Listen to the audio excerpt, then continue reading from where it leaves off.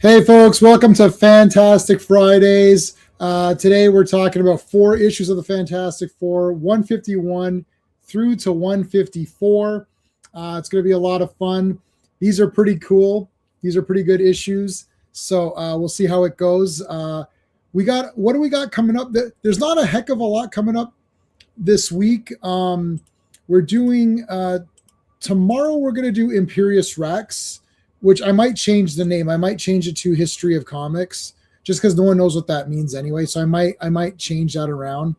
And then Mondays is Earth's Mightiest Mondays, and I don't think I've got the I don't think I have the graphic for that yet. I've been super. Oh no, I do have the graphic. Let me see.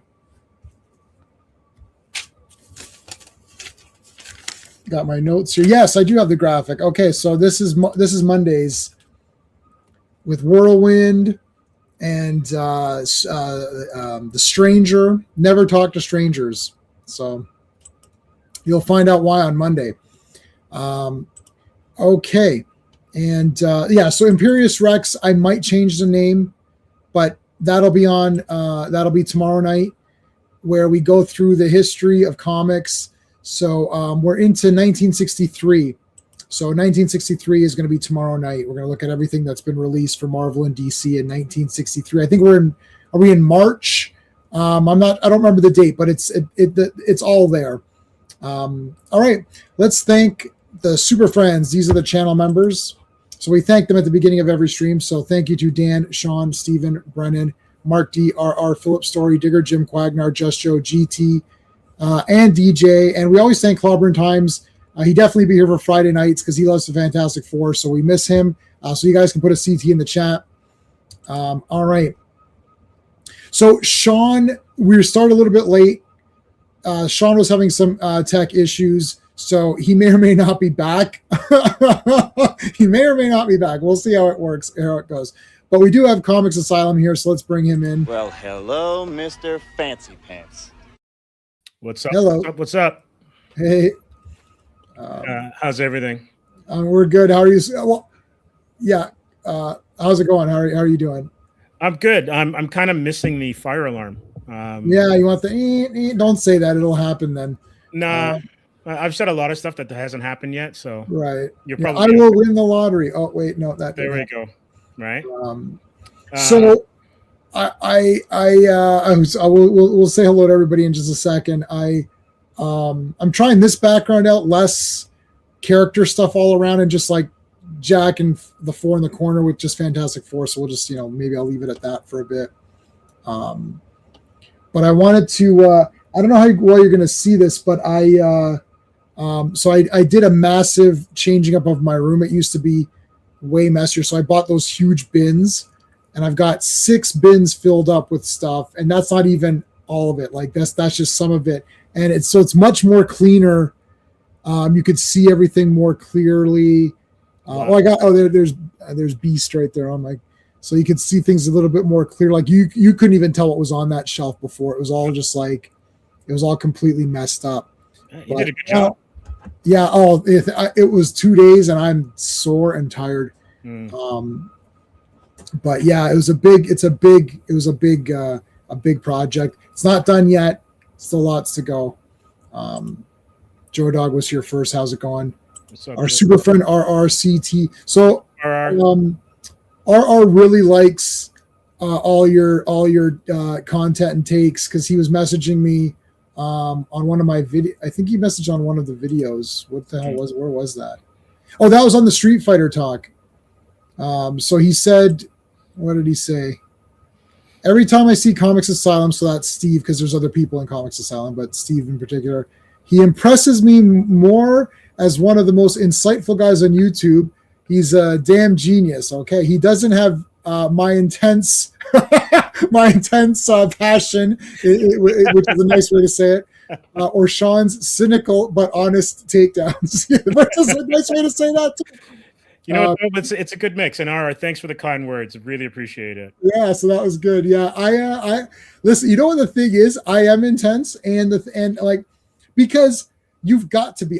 My family, we still do. We used to do like lunches every Sunday. We grew up tight, and everyone is European everyone's yelling to get their, like, it's not whether your point was correct, it's whether you yelled more. I had a famous argument with my aunt.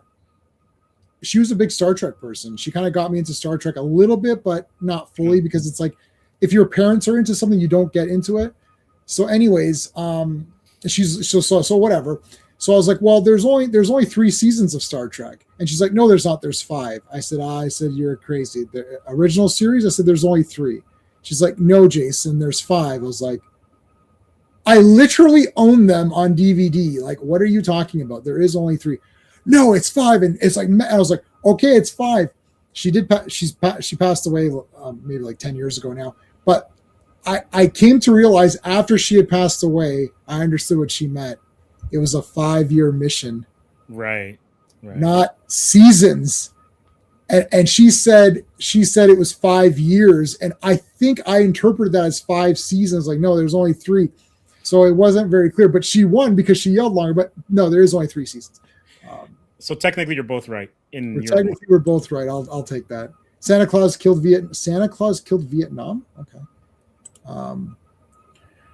Okay, RR. I've been watching the Street Fighter stream. That was on Steve's channel. Well, actually, it was streamed through all of ours, but he was the host. Comics is a damn genius. Yes, well, yeah. And my wife's a genius. All right. Oh, he's saying when I said my wife likes Batman and Robin because it's like a Bollywood movie, basically. Yeah. Get on with it. We were having tech issues, man, and Sean was having a real rough time, so we had to. Machismo, is that how you say that? Machismo. So this is my first introduction to this villain, so it's going to be interesting. Yes, we'll look at him. Include him in your top 5 villains for Wonder Woman. Awesome. It's about time. CT $5 super chat. Wow, thank you, RR. When Jay, Sean, and Comics stream together, it's like Kirk, Spock, McCoy. Yeah, I really like the 3 of us a lot, actually. It's a good dynamic. Yeah, and I was contemplating today, like, it's like, I mean, you have an open invitation for any stream we do, so if you just want to come in, vice versa, same. Like, I don't even care. Just you can see whatever I have and just say, oh, I'm coming for that one. All right, like, whatever. And vice versa, you guys are always welcome.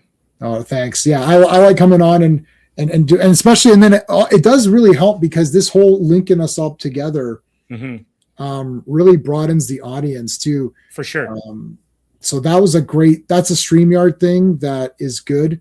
And that's like, it's one of the better things that they've got. So thank you, RR. What do I have for much appreciated? What do I have? How about Alexa Bliss? And how about it's covered a little bit, but there you go. Jennifer Connelly skating, which that's a great movie if you haven't seen Career Opportunities. Yeah. But it is a damn fine movie. Meanwhile, at the Hall of Justice, J-Man's fire alarm goes off for a robbery on the back credit card. Yeah. Remember the expiration date of Batman's credit card? Forever. Yeah. I love it. Tales of the Teen Titans 56. Nice. Those are classic ones, right? Yeah, I think that's when they had the deluxe version. And then I guess they were reprinting them later a little bit. Yeah, and then it was called Tales of the whatever. Yeah, that I was a mad Teen Titans fan in those days. I have not read very much Teen Titans at all. Brother Blood, Judas Contract. Those are famous ones. Yeah. Okay, well, Sean normally does the credits. I don't have the credits, so I can read them. This is issue 151. The cover is October. I don't know what the real date was. Probably a couple, whatever it is, 3 months difference or whatever. So Thundra and Lightning Part 1. So it's Jerry Conway is the author. Rich Buckler is the artist. Joe Sinot is the embellisher. Artie Simic is the letterer. And P. Goldberg, do we know what's the P? Colorist. Okay. And Roy Thomas is the editor. So there you go. There's my crappy. So Clobby used to do the credits, and then Sean took that over because I can't read. So there's that problem. I usually look at the pictures and figure out what's going on. Right. But anyway, there you go. So I I always make notes on these, and then I never. The thing is that we get into the flow of talking, and I don't really look at my notes. So it's really pointless that I'm even taking notes because we don't talk about it. I wonder if Japanese people think Andrew Koji speaks Japanese with a British accent. Watched Snake Eyes recently. Both he and Henry Golding sound like my English uncle. I did not watch that fake Snake Eyes movie because he's not even Snake Eyes. Snake Eyes took a vow of silence and doesn't remove his mask. And if you want to do an origin of that, that's fine. But you're just going to run into the problem that I don't care about that. Like, I don't want it. This is why, I don't want Smallville. I don't want 10 seasons of him not being Superman or Superboy. I don't care. Even if it's good. Oh, it's pretty good. I don't care. It's not, I'm not interested. That's, it's crazy. That's how I feel about Vader. I think I've said it before. I agree with you. But like Anakin, I understand for certain generations. Okay, fine. Yeah. But Vader's the villain, man. Yeah. Your friend was not happy with us on that stream. He was not impressed with our takes. He's like, I'm not coming back on with these losers anymore. I'm done with these goofs. Bruno was hilarious. Bruno was not happy. I was like, oh, he's not. But I can't lie. You know what? If I lie, that means I'm just trying to like. It's disrespect. That means like I don't really want to engage with you. Yeah, stick to your guns. Like your take is your take. There's nothing wrong with that. Yeah, I'll fight. Like I'll argue, and the thing is, if I don't, that means I don't care, or I don't care about the topic, or I don't care about the person because I'm like, yeah, whatever. Like I don't even care what your thoughts are. Like if I'm being aggressive, that means that I want to see the passion. I want to see you be aggressive back. Then it proves to me that you're not just saying, well, I like Anakin because he's a great character. What's so great about him? Nothing. Well, he's this. Name it. Get me pumped up. Like sell me Anakin. I'm not sold. He sucks. Ray Park's awesome too. Mm-hmm. Was fantastic in Snake Eyes. I thought he was really cool. It's a fun movie. Yeah. I like Ray Park. Yeah. And he was Darth Maul was like the best thing in that whole. That entire trilogy he was the best thing. We'll say this and then we'll move on. Why didn't Ray Park? What the hell's that? Why didn't Darth Maul stay on right for the whole series, and then Vader gets born and Vader kills him in like a quick fight, and you're like, oh shit, Vader just killed that guy. Oh damn, he's even better than that guy, right? Like because Star Wars is terrible when it comes to amazing characters. Boba Fett got nerfed, right? Didn't even make it through Jedi, and then you were built up for Darth Maul. He gets chopped in half, and then Captain Phasma. Yeah. Oh yeah, she's terrible. And it's like, what? So these are consistent. Yeah. Anybody that might have a chance of being cool, it gets beat up. Admiral Teague is here. What's going on? Tough times for Ray Park. Yeah, I like Ray Park. Yeah. Okay, so they're getting new suits. Johnny in the back there, Thing in the front, getting a nice new suit here. These suits, how many pages do you think these suits are gonna last? Let's see. One. What does Vegas say? Vegas, the over-under is page 6. Sure. 2. And not even 3. And it's already burnt off. What I love about this is that I'm finding, you know what kept me away from Fantastic Four for the longest time was that my impression was that it was a bit boring. Because, they're scientists. And even though I actually took all the science courses, I took all the advanced science courses in school and math courses. So I'm a bit of a nerd. I was a nerd and geek. Like a geek is like a geek who likes these pop culture-y things and is an expert on those. A nerd is not all geeks are nerds and not all nerds are geeks, right?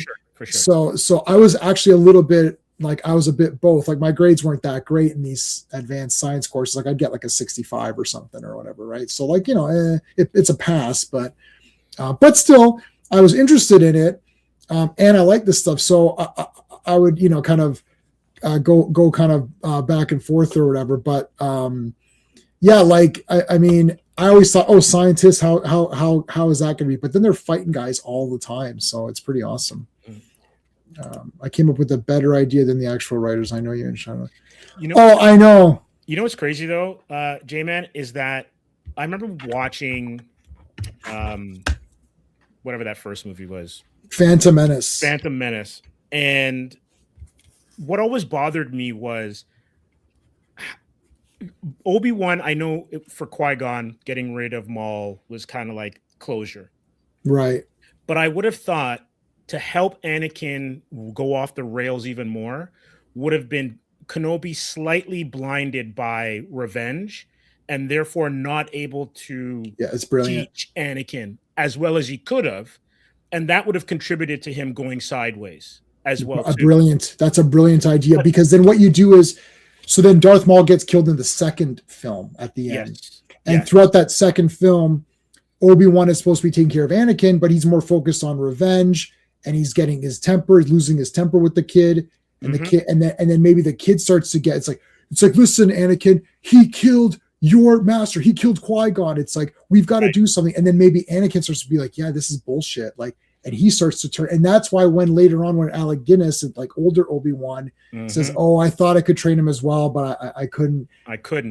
Right. You know, that makes that make more sense. Because it gives also a humanity. It gives a humanity to the Jedis that I think are lost in the prequels. Yeah. Right. Yeah. Everyone's really cardboard. They're so cold. Yeah.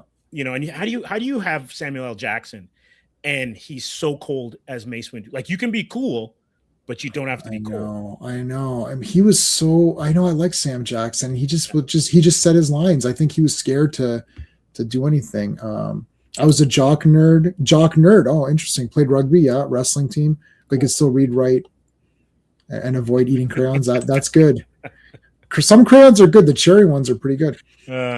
Mastermind Revenge against Uncanny X-Men. Hey, Mohammed, how's it going? Awesome. That is awesome. When movie ranking falls around kills guys for being interested in Padme. Yeah. All right, so the clothes are torn off because there's trouble, and it's machismo. It's supposed to be like machismo or something. Machismo. The nuclear man. He's got one eye closed though. Yeah, I'm trying to think who he's modeled off of. I don't know. He's kind of neat though. Yeah, he feels like an Italian post-apocalyptic character. Kind of, with the weird buckles, the mid-thigh buckles. Yeah, those are great. I'm gonna bring that back. I'm gonna start wearing those. Get some kids' belts and wrap them around my leg, and be like, yeah, I got belts around my legs. There we go. There's Medusa. For half a second when I was reading this, I thought that guy was trying to comb her hair. I'm like, it does look like it, doesn't it? So what is this guy doing? Medusa, I want to talk to you. We get to see her though. This is the Medusa, right? With or is it? Yeah, this is Medusa, isn't it? Yeah, it is Medusa. So we get to see her without the mask a lot now.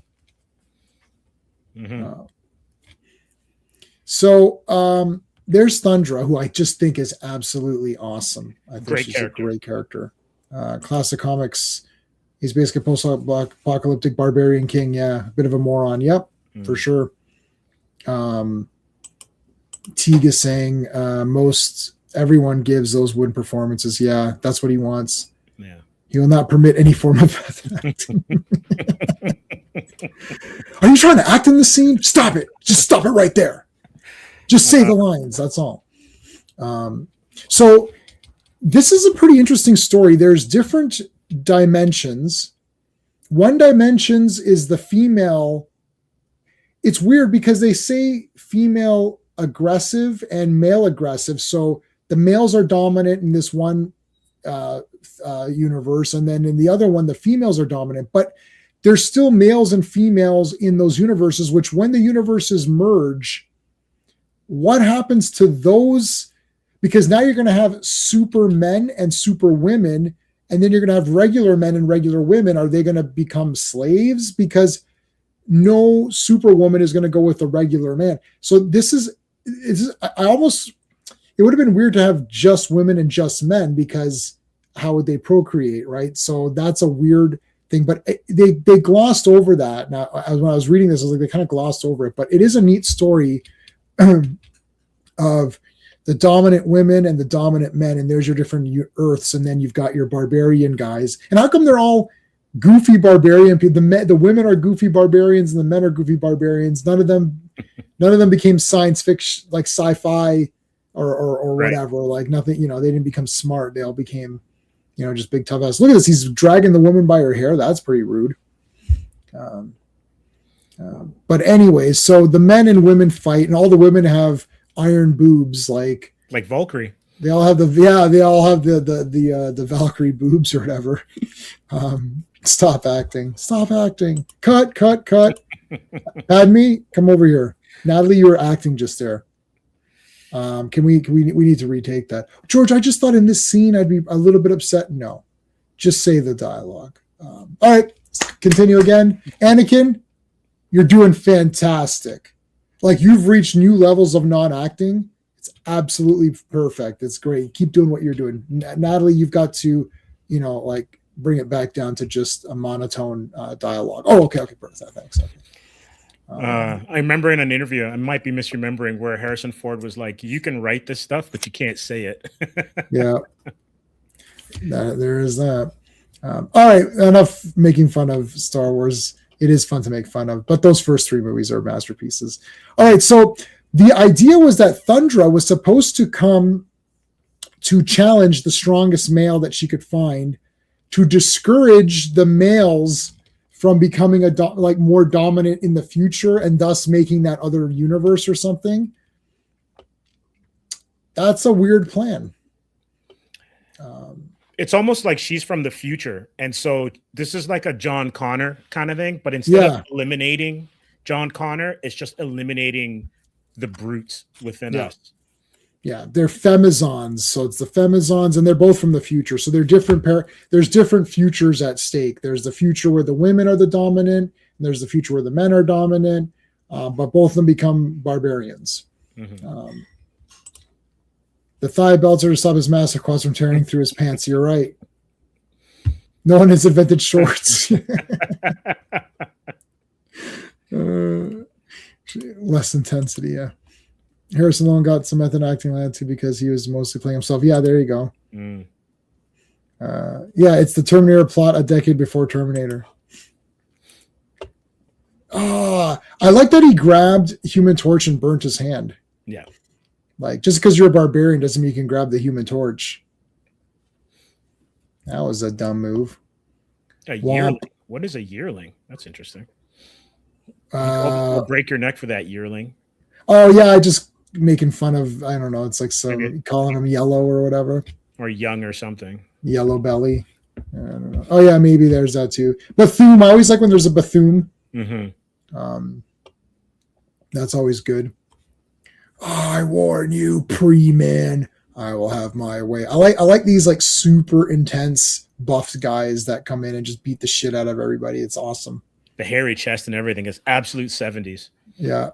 You need to have a hairy chest. Like we used to like The Rock, for example, the Michael Bay movie, The Rock. We used to call that a chest hair movie, where it was like everyone, like, it's just super macho. Like everyone's trying to show off their chest hair. Like, yeah, I got this and that. Anakin isn't a bad character. He's just horribly badly performed. Yeah, that's true. Put Daniel Day-Lewis in there, and Sandy gets in all the cracks. Yeah, I mean, have you seen The Room, Steve? That famously bad movie? The famously bad movie? No. It's so bad, though, they made a movie about how bad it was. Yeah. Now I saw The Room before it was popular. Like, I'd seen it, and I was like, and then a few years later, like we're talking 5-6 years later, everyone's like, oh, this movie's so cheesy. I was like, what, The Room? I was like, I own that on DVD. The DVD that I own is like hundreds of dollars because now everybody discovered it, so I have it. Right. Anyway, I watched it a few times, but one of the famous scenes where he comes up and he's like, I did not hit her. I did not. Oh, hi, Mark. Right. So he comes up, he's like, I did not hit her. It's a lie. It's bullshit. I did not hit her. I did not. And then he's like, oh, hi, Mark. So hold on a second. Sean's back. There we go. Are your tech issues okay? Because I know you had some tech issues, so you couldn't make it. They're okay now. Yeah. Good. All right. Good. Internet's back up and running. Yes. All right. God forbid anyone answer the phone, but hey. Yeah. Yeah. Okay. So, anyways, we were talking about. You missed the Star Wars talk. It started early today. It was like 2 minutes in. God, what brought that on? I don't remember, but I'm sure it's probably my fault. I don't Darth know. Maul. It was something to do with Darth Maul. Yeah. It can only be attributable to human error. That's as Hal would say. Oh. So no, the point is that like so Anakin isn't a bad character. He's just Bob Odenkirk. Yeah. Bob Odenkirk redid the room scene with the exact dialogue and did it pretty damn good. Yeah, so, he's fantastic. It's just to show it's acting, yeah. It's acting and how you present the material and whatever, right? So anyway, have you seen, not to go too far left, have you seen the one clip where all these British actors get up and go to be or not to be? That is the question, and they all deliver it a different way. So it's like Benedict Cumberbatch, Sir Patrick Stewart. It is amazing. It just shows you how little nuances can totally change. I'm going to search that and find it. That sounds awesome. It's amazing. And how important casting is. Oh, it's absolutely. Like, just any actor. It's like, no, casting directors know what they're doing. Usually. Yeah. Yeah. So he belittles all men, considers them weak. Yes, that's right. Yeah. All right. Yeah. I would ask why this character isn't around now, but he's so on the nose. Like he's literally called Machismo, but it's Machismo, and then Femizons or whatever, like Femizons, the Fembots or whatever. Yeah, Femizon, and the pain is gone. Thunder and the Femizons. It's like there's no nuance with this guy at all. Yeah, Thunder and the Femizons. Thunder and the Femizons. All right, so there's been Thooms, all of it. It's been a massive battle. And J-Man with his obscure movie knowledge, way ahead of the curve, obscure movie knowledge. Were you there? No, I was when we were doing a stream with Pete. We were talking about hardware, which we're going to do for Circle of Iron because I feel like we need to address that movie more. And then Skeptic was in chat. And he was naming all these random movies. I was like, I own that. I'm like, how do you know all these movies, Skeptic? That's pretty good knowledge. He goes, honestly, I'm just Googling. He's Googling cheesy B sci-fi and post-apocalyptic movies, and he's naming them. I said, Skeptic, if you're going to do that, don't even bother. I own them all. Whatever comes up, there's a high probability that I own it. Yeah. Okay, big explosion here. Time tunnel. Here comes the time tunnel. There's Medusa, and even she's saying, "Look," she's like, "He's so on the nose." No, and Thunder's like, "I've got to beat him up." So they've got the both of them got to fight. It's man versus woman. Just go back to it because it's really interesting to actually get into why she runs into Thing as opposed to Thor or Hulk. Yeah. So her mission was to come and challenge the strongest male of the species of our Earth, and then defeat that person. But why not go fight Hulk? Hulk and Thor would be your top favorite ones. I forgot exactly what she says precisely. I don't want to battle the Thing. Yeah, she's actually come to respect him, and it's interesting because now Thing has actually caused her to kind of doubt her mission. Yeah, right. Well, also point of this whole thing, like each side softens by the end of the story. This is so there's a temporal field around the Baxter Building. That's why she came there, and she just saw Thing and thought, oh, he was the strongest. But Hulk is the strongest one there is, so I don't know why she thought that. Strongest one there is. I don't know why Mr. Fantastic is doing like cartwheels and shit. Like, doesn't know how to fly. It's because he's happy. He's happy. Yeah. Like, come on, buddy, let's go. We got to get this going. Let's go. What's going on here? Yeah. So you're Mr. Fantastic, eh? Well, I just beat the shit out of your two friends. Now I'm going to beat the shit out of you. Kapow. Oh, man. He looks like Thor from Rock and Roll Nightmare.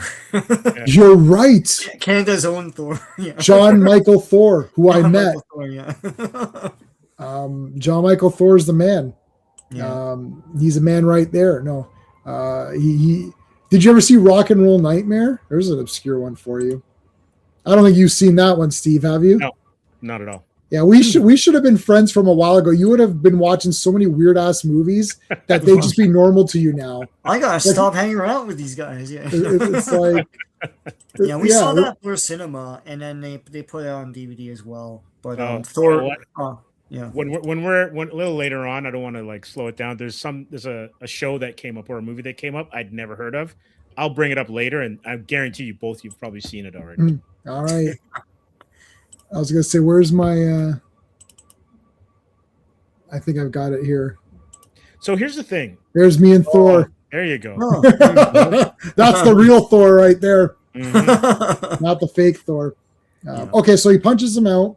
Let's finish this one at least, so we can get on to the. But how does Reed survive that punch? Honestly, Yeah, It's a this is nuclear the. punch, right? Yeah. We've asked this question before.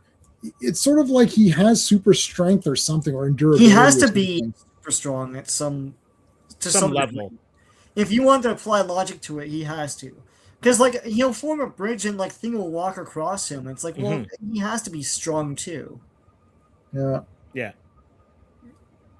All right, so he got punched off the roof, and then that's that one. So we didn't do we did the credits super fast for issue 1 because Yeah. so you want to do the first, you want to do 51 and then 52, and then we'll. All right, so 51. So 151. The cover art was Rich Buckler and Gaspar Saladino, and the release date was July 23rd, 1974, but the cover date was October 1974. 151 was written by Jerry Conway, penciled by Rich Buckler and Joe Sinnott, inked by Joe Sinnott, colored by Petra Goldberg, lettered by Artie Simek, and edited by Roy Thomas. I guess it's the first appearance of the Machismo guy, too. Yeah. Nuclear Man or whatever. Not Mark Pillow, but, No. Machismo. And Fantastic Four 152, the cover art. Holy crap, look at this cover, man. It's friggin' awesome. It's awesome. Kirby dots. Rich Buckler, John Romita, and Danny Crespi. Release date is August 27th, 1974, but the cover date is November 1974. A World of Madness Made. Written by Jerry Conway, penciled by Rich Buckler and Jim Mooney, inked by Jim Mooney, colored by Jan Brunner, and lettered by Artie Simek, and edited by Roy Thomas. They're switching around pencilers a lot in these issues, and inkers too. Like it's not just a solid team. It's not a team. Yeah. Yeah. Well, this one's awesome. So the guys were captured at the end. So they basically all get captured. Yeah.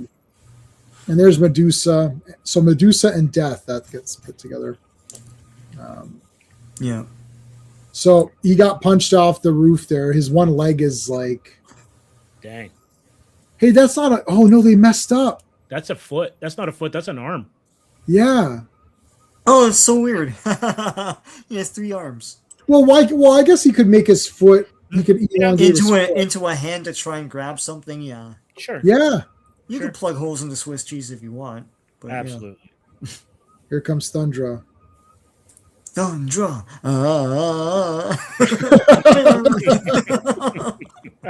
Thunderstruck. How about Thundra? Thundercats. Oh. Yeah, there's that too. Yeah. Okay. So there's Medusa in her civilian outfit. Yeah. She's looking pretty good in this civilian outfit. Yeah. All right, so Thunder's pissed right the shit off, and I you know what? I'm with her on this one. I'm pissed off too. F this guy. He showed up with his. Imagine this guy spearing someone like in wrestling with those spikes. It's like, With the cheese grater on his on his shoulder. maybe all that hardware's for making coleslaw. Yeah. Yeah. Sean is back. If Sean was any more back, he'd be front. That's how back he is. There you go. Oh, back. Yeah. That's a Groucho Marx thing. She's like, hug me closer. He's like, if I was any closer, I'd be in back of you. Okay, so everyone's laying down on the job. Yeah. Thundra's like, you beat up the thing. That's not good. Look at the face though of this guy. This is great. Yeah. Like whoosh, like super angry. They headbutt each other, and then it's like, A nuclear flash or something. yeah, what the heck? No radiation or anything though, but sure. I think Thundra's. Who do you guys like better? Chat. Who does the chat like better, Machismo or the Femizon Thundra? Let us know. Let us know who you like better. Oh wow, look at that. They became Kirby Crackle. Mm-hmm. So they literally like poofed. They literally like got destroyed or whatever. Yeah, and Reed's like, if they didn't poof like that, they would destroy the world or whatever with their nuclear blast weirdness. They crossed the streams. All right, so Medusa. what's going on here? Now that cover was a bit of a spoiler because Yeah. that's going to be later on. Captain Spaulding, yeah. Yeah, he woke up and shot an elephant in his pajamas. Why that? How that elephant got into his pajamas? He doesn't. So she All right. recaps their big weird origin story. I'm from the future in another reality, and it's all women, and these other guys are all men, and yeah. Yeah, and the other ones are all men. And like, what does she have here? What is this? Is that It's the baby, right? No. oh, that's the baby. Well, where's the? It just looks Is it? weird. No, I don't know. What the hell Looks is that? looks like some sort of device. Yeah. Oh, maybe it is. Listen, Sue, I'm working on a Kirby machine. I'm doing science. Yes. I'm going up to the cabin to do science. That's like the best. That's your favorite part in that movie. And then I have risen. No, that is the best part, though. Yeah, Cadaver or something.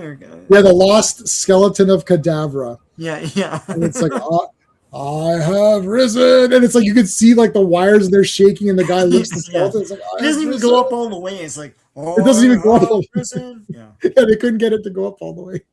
So I got a question. Did Mhm. Sue and Reed reconcile recently? Yes.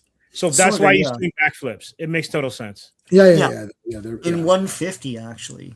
Okay. So, yeah. Oh, so you're doing a good job. Yeah. So wait a minute. You're going for Machismo? It would have made him a legend among men. Yeah, I guess so. No way. Thundra's Thundra's the man. Like she's the sheriff. Thundra's the man or whatever. Mhm. Yes, so we're back together for those who didn't know. The final hour approaches. Reed, what the hell's going on? It's like, okay, Thing, just keep holding that up. And he's like, should I keep holding that up? And he's like, no, I don't know why. I forgot why you were holding Yeah, I it. forgot why you were doing that. Yeah. You know, douche. There's the real. I like this. Oh, that was Franklin. That was his foot. No, that's a machine. It's a saxophone. Yeah, that's weird. It's a bib or something. I don't know. He's got like a makerish helmet going on there, too. Yeah, he does. Yeah. They don't know what the maker is at this point, but yeah. No. All right, let me type that into the computer here. I'm going to send you guys back through time. Yeah, gotta get back. Yeah, wait, what is that? Yeah, they're going back. They're going back in time. No, but is she holding it still or what's Yeah, she's happening? holding the baby. That's Franklin. You can there's wrinkles. That's Franklin. Okay, yeah. Yeah, there's wrinkles in his pajamas or whatever. Yeah. So the Fantastic Four minus Sue, so she's not really part of it anymore. They're going back. They're using Doom's time machine. They're getting a lot of, Dr. Doom really should not have created that because like he didn't really hang on to it very long. No. Yeah, like patented or something. Like it became a tool of the FF or whatever. yeah. All right, so they teleport. What's going on here? Look at all this crap. Oh, so Reed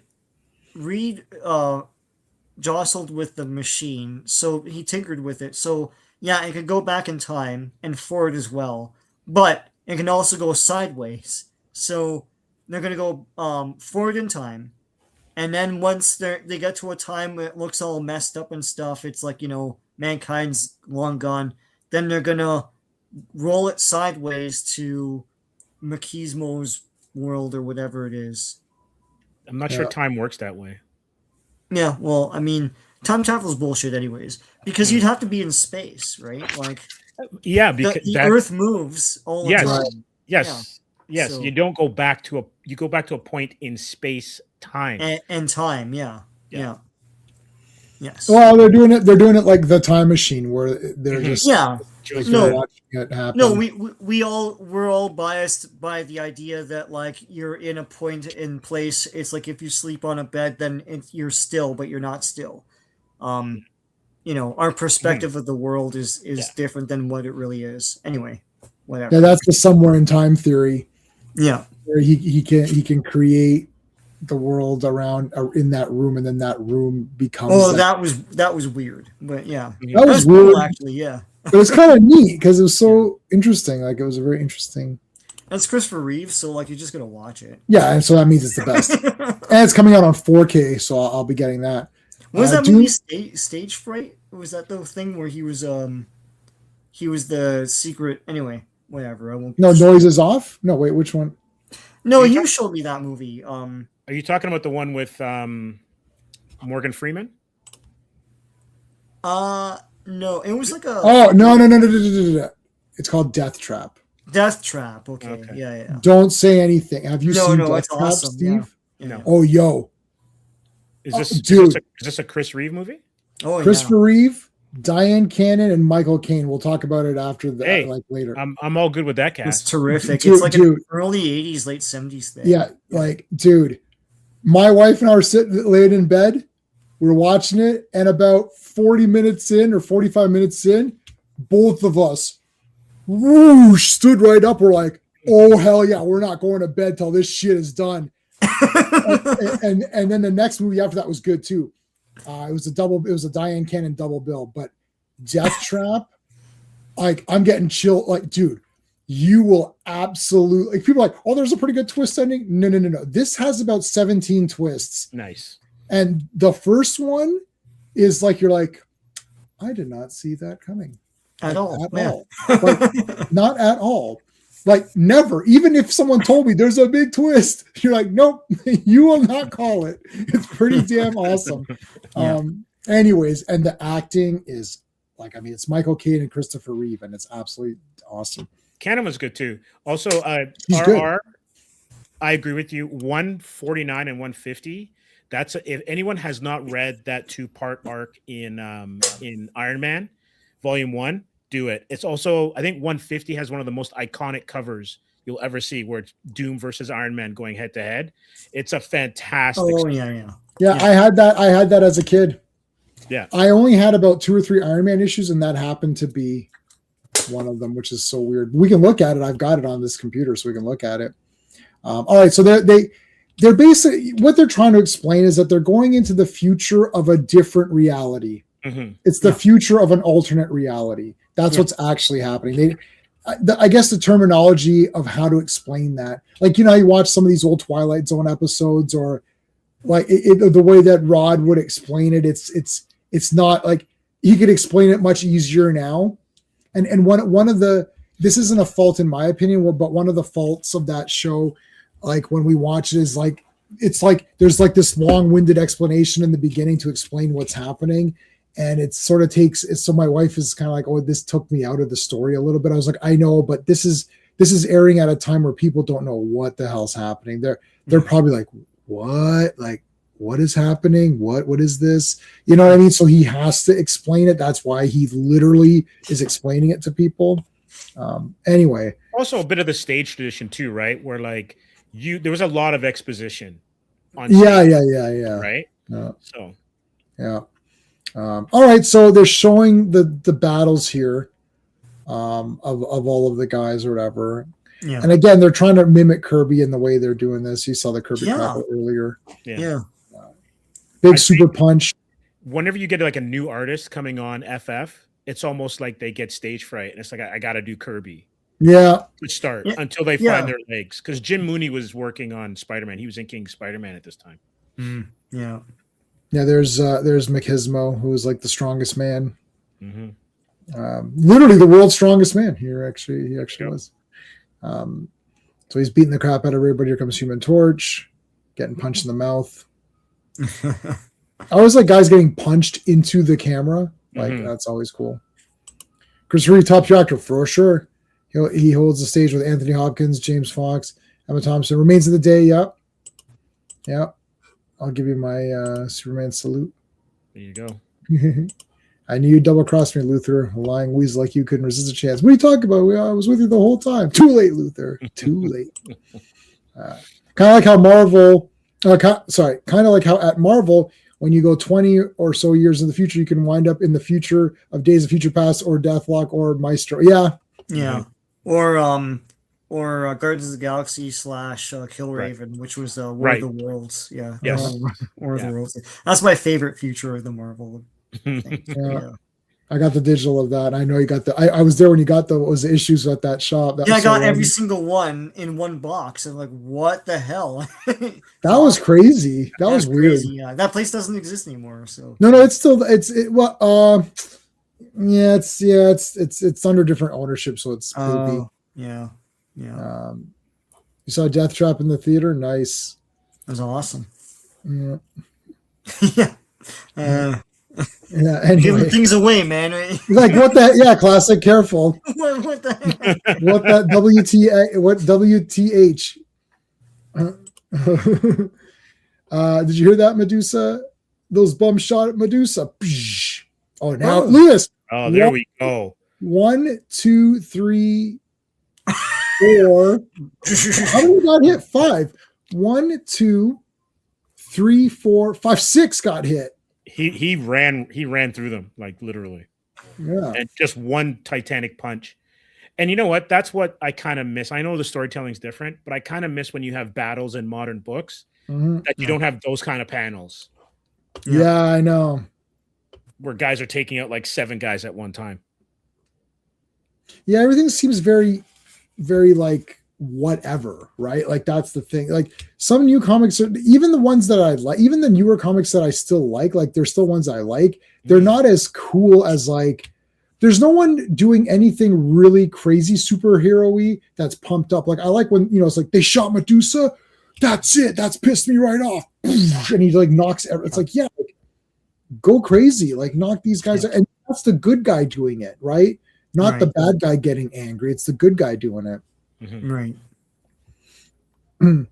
All right, so they are captured though, unfortunately, and then she gets whipped. Oh dang!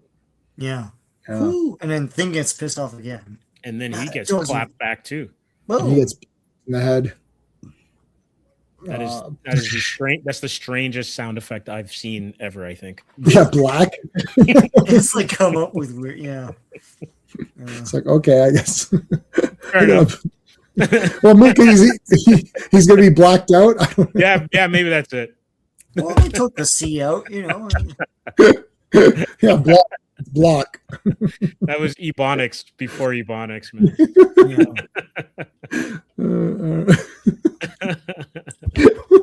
What was that?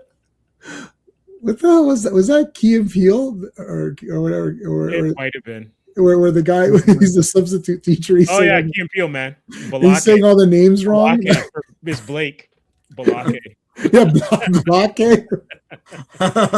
And Aaron. Oh my god. That is Aaron. One of the best skits of all time.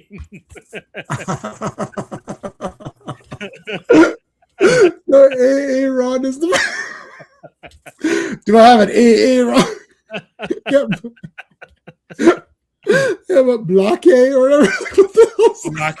You mean Blake? Guys, you mean Blake? Have you seen this, Sean, or no? I haven't seen that one. Oh my god! Oh my you haven't seen it? It's the greatest thing. It's so good. No, so he comes in and he's saying all the names like super wrong. So it's like not one of them is even remotely close. And it's like, yeah, Blake is like, he goes, where's Blake at? Right? It's like, you mean Blake? Yeah. It's like every name is wrong. Because as a former teacher, sometimes you go into a classroom and you have no idea. Right. I'll just say the kids' names. And so that was just it was a perfect skit, a well-written bit. Yeah, we'll talk about it at the end. I just saw it. Yeah. I'll just say this quickly. I read a whole spoiler of what the entire movie, and I thought, oh, this is probably fake. And seeing that scene in that trailer that's exactly what was in the leak I read like a year ago. So I think I know what the whole movie is. Awesome. You could tell us after if people want to know. I think I said it before, but yeah. All right, so there's trapped in this birdcage. Medusa doesn't. The big thing here is Medusa doesn't come to save them. She runs off because she's figured something out. Yeah. All right, guys. I want to remind everybody that we're streaming this through all 3 of our channels. So I've been posting the links to all 3 of our channels in the event that you're watching it on one of the channels and you're not subscribed to the other 2. So please make sure that you're subscribed to all 3 of us. It really does help to grow all 3 of us at the same time. So wherever channel you're watching this on, please make sure you hit the like on that channel, because YouTube, I've stopped doing almost all video. I'm going to do 1 to 3 videos a week. That's it, because the way that YouTube works now is garbage. And also, if things aren't monetized, your video goes nowhere. Yeah. You almost get buried now. You get buried. And even if you are monetized, that doesn't mean anything. It goes to your subscribers. If your subscribers don't watch the video. So I did about 3 or 4 blaxploitation reviews. 1 or 2 people said, oh, these are great, do more. I'm like, it's not happening. Oh, they didn't get any traction? They got 0. Nobody cares. That's unfortunate. Yeah, nobody cares. So it's done. I was looking forward to Black Caesar 2 or Hell Up in Harlem. Which I'm going to watch on my own because I've never seen that one. That was on that set there's a few on that set that I haven't seen. I just rewatched Coffee for like the 100th time. I was going to do that. I was like, maybe, I don't know. Because the problem is you do a video, if it doesn't get traction, they don't push it anymore. And then your channel, it's almost like it pushes it down. So I'm only doing videos that either I really, really want to do, like those Strange Tales, or that I know are going to get people to watch. Live streams are doing good. People like this format of looking at the comic and chatting away and just, killing time and looking at the comic. So they like that format. But if it's just me doing a 5 to 10 minute video, I'll finish Nightfall because there's a couple of guys that really want me to finish that. That's it. Unfortunately, I can't do. Yeah, the blaxploitations are out. And I was really looking forward to it because I was doing in depth. I have like a book as well on it, like that I had from like 2010 or something. So I pulled that book out and I was reading what they said about each movie to kind of see where it stood. Because I don't really know the history of anything. I'm just watching the movies for fun and be like, yeah, that's a cool movie. Like I don't know what people thought. Like everyone hates Sheba Baby because it's literally like a PG-13 Pam Grier movie. They're like, what the shit is that? Yeah. It's like there's no violence or nudity or gore or any kind of outrageousness. So they're like, this is, I thought it was okay. Like I thought it was all right. Like it wasn't the best or anything. But anyways, Sean, you want to do the credits? Sorry for this one. Sure. So Fantastic Four number 153. The cover art is by Gil Kane, John Romita, and Frank Giacoa. Release date is September 24th, 1974, but the cover date is December 1974. Worlds in Collision, written by Tony Isabella, penciled by Rich Buckler, inked by Joe Sinnott, colored by Petra Goldberg, lettered by Joe Rosen, and edited by Roy Thomas. I always associate Tony Isabella with DC, but that's just my ignorance. Yeah. I'll look into what you're saying, Admiral. Yeah. So remember, J-Man, when we were setting up for one of the ones that I were going through my channel? Yeah, and I saw it was 2. I've seen people do that. It's 2 things at once. I can't see because I'm sharing the comic. It wasn't too bad for if you do it. If I'm not the host, it doesn't bother me. But when I am and I'm doing this, because that landscape thing, I cannot see anything. Like this screen because it's adding the next screen, and then you can remove that. But then the other thing is that all of my like little like links and stuff are so small I can't see anything. Oh, you know what I do sometimes is if it's on another like screen, I'll pull that screen out and just leave it in front. That's so I can sort of see the StreamYard screen, and then I'll scroll on whichever one. That's so I can at least see where I'm scrolling. Right. Okay. Yeah. Right. Yeah. So you just have it adjacent. a little bit or a little askew. I know you could turn it off, but Admiral, but all my bumpers and everything, all my icons and thumbnails get both versions, and I can't even see what I'm clicking. Right. Like, so I don't care that this isn't my job, so I don't care that much about it. Like, I don't want to do a video that 2 people watch and no one cares, because that's a lot, right? It's a lot of work to do a video that 2 people watch. The streams, I mean, I'm having fun doing them, so it doesn't matter to me that much, and people are watching. So I'm not that like hardcore. I monetize because why not? You know, it's good for subs. Yeah, it's a disaster. Okay, so Sean, can you send RR that link? I'll try and find this a while ago, but I'm Right. sure I can find it. Just search. Nobody watches RR. We'll watch them. Yeah, we'll watch it. Oh, they're in Welsh. Yeah, I'm not watching them. Yeah, that's like not happening. All right, look at this. Awesome. This is the real thing, right? Like, this is like perfect thing here. What, Medusa didn't let us go? What, or didn't save us? That bitch. It's like, Yeah. we can save ourselves. I love the dynamic, the dynamic between Reed and Ben here. Oh, It's really cool. they've touched each other so many times here. It's like, Yeah. where did They're Reed supposed to touch wrap you themselves exactly? around. Where did Reed touch you? He kind of wrapped all around. It was weird. Yeah. Yeah, there's some good comic relief at the end of the third panel. So they're trying to break out of this floating birdcage. Shut up. Yeah. Read, yes, Ben. Shut up. Shut up. Shut up. I honestly think. Yeah, that YouTube makes wants- sense. That makes total Yeah, I know they want shorts and all that, but I'm not. I used to do short comic reviews, and I was like, nah, I don't care. I'm not doing anything that I'm like whatever on. Either I'm doing the stream, like I can even stop doing videos totally, but there's a couple I just like to do them. Yeah. I like doing this format better. Okay, so trying to break out of this thing. Nope, it's not working. But this is an interesting idea. Melt the thing on the top that's holding the whole thing up. That was a good idea. Yeah. So one half of the duo Frick and Frack got them out of it. Yeah. Whoosh, they fall down and break open, and then they just get laser beamed to death. Man, just rough. Foosh. What is it? Hey guys, I'm the king. Yeah. There's my woman chained up. Oh my God! You know what this reminds me of? Road Warrior. Yeah. Yeah. Yeah, that guy in the background. Is, Yeah, it's yeah. a lot of Road Warrior. That's right. Yeah, and the guy was tied up. We'll The see guy later. tied up in the front. Yeah, the humongous rules the wasteland. Mm-hmm. The Ayatollah of rock and roll. Yeah, that was awesome. Reed, he's flipped his lid. Reed goes for the stretch punch. Oh, but no, doesn't make it. Ooh, look, he's like, yeah, now I got my woman here. Look at her looking over. She's like, screw you. I love it.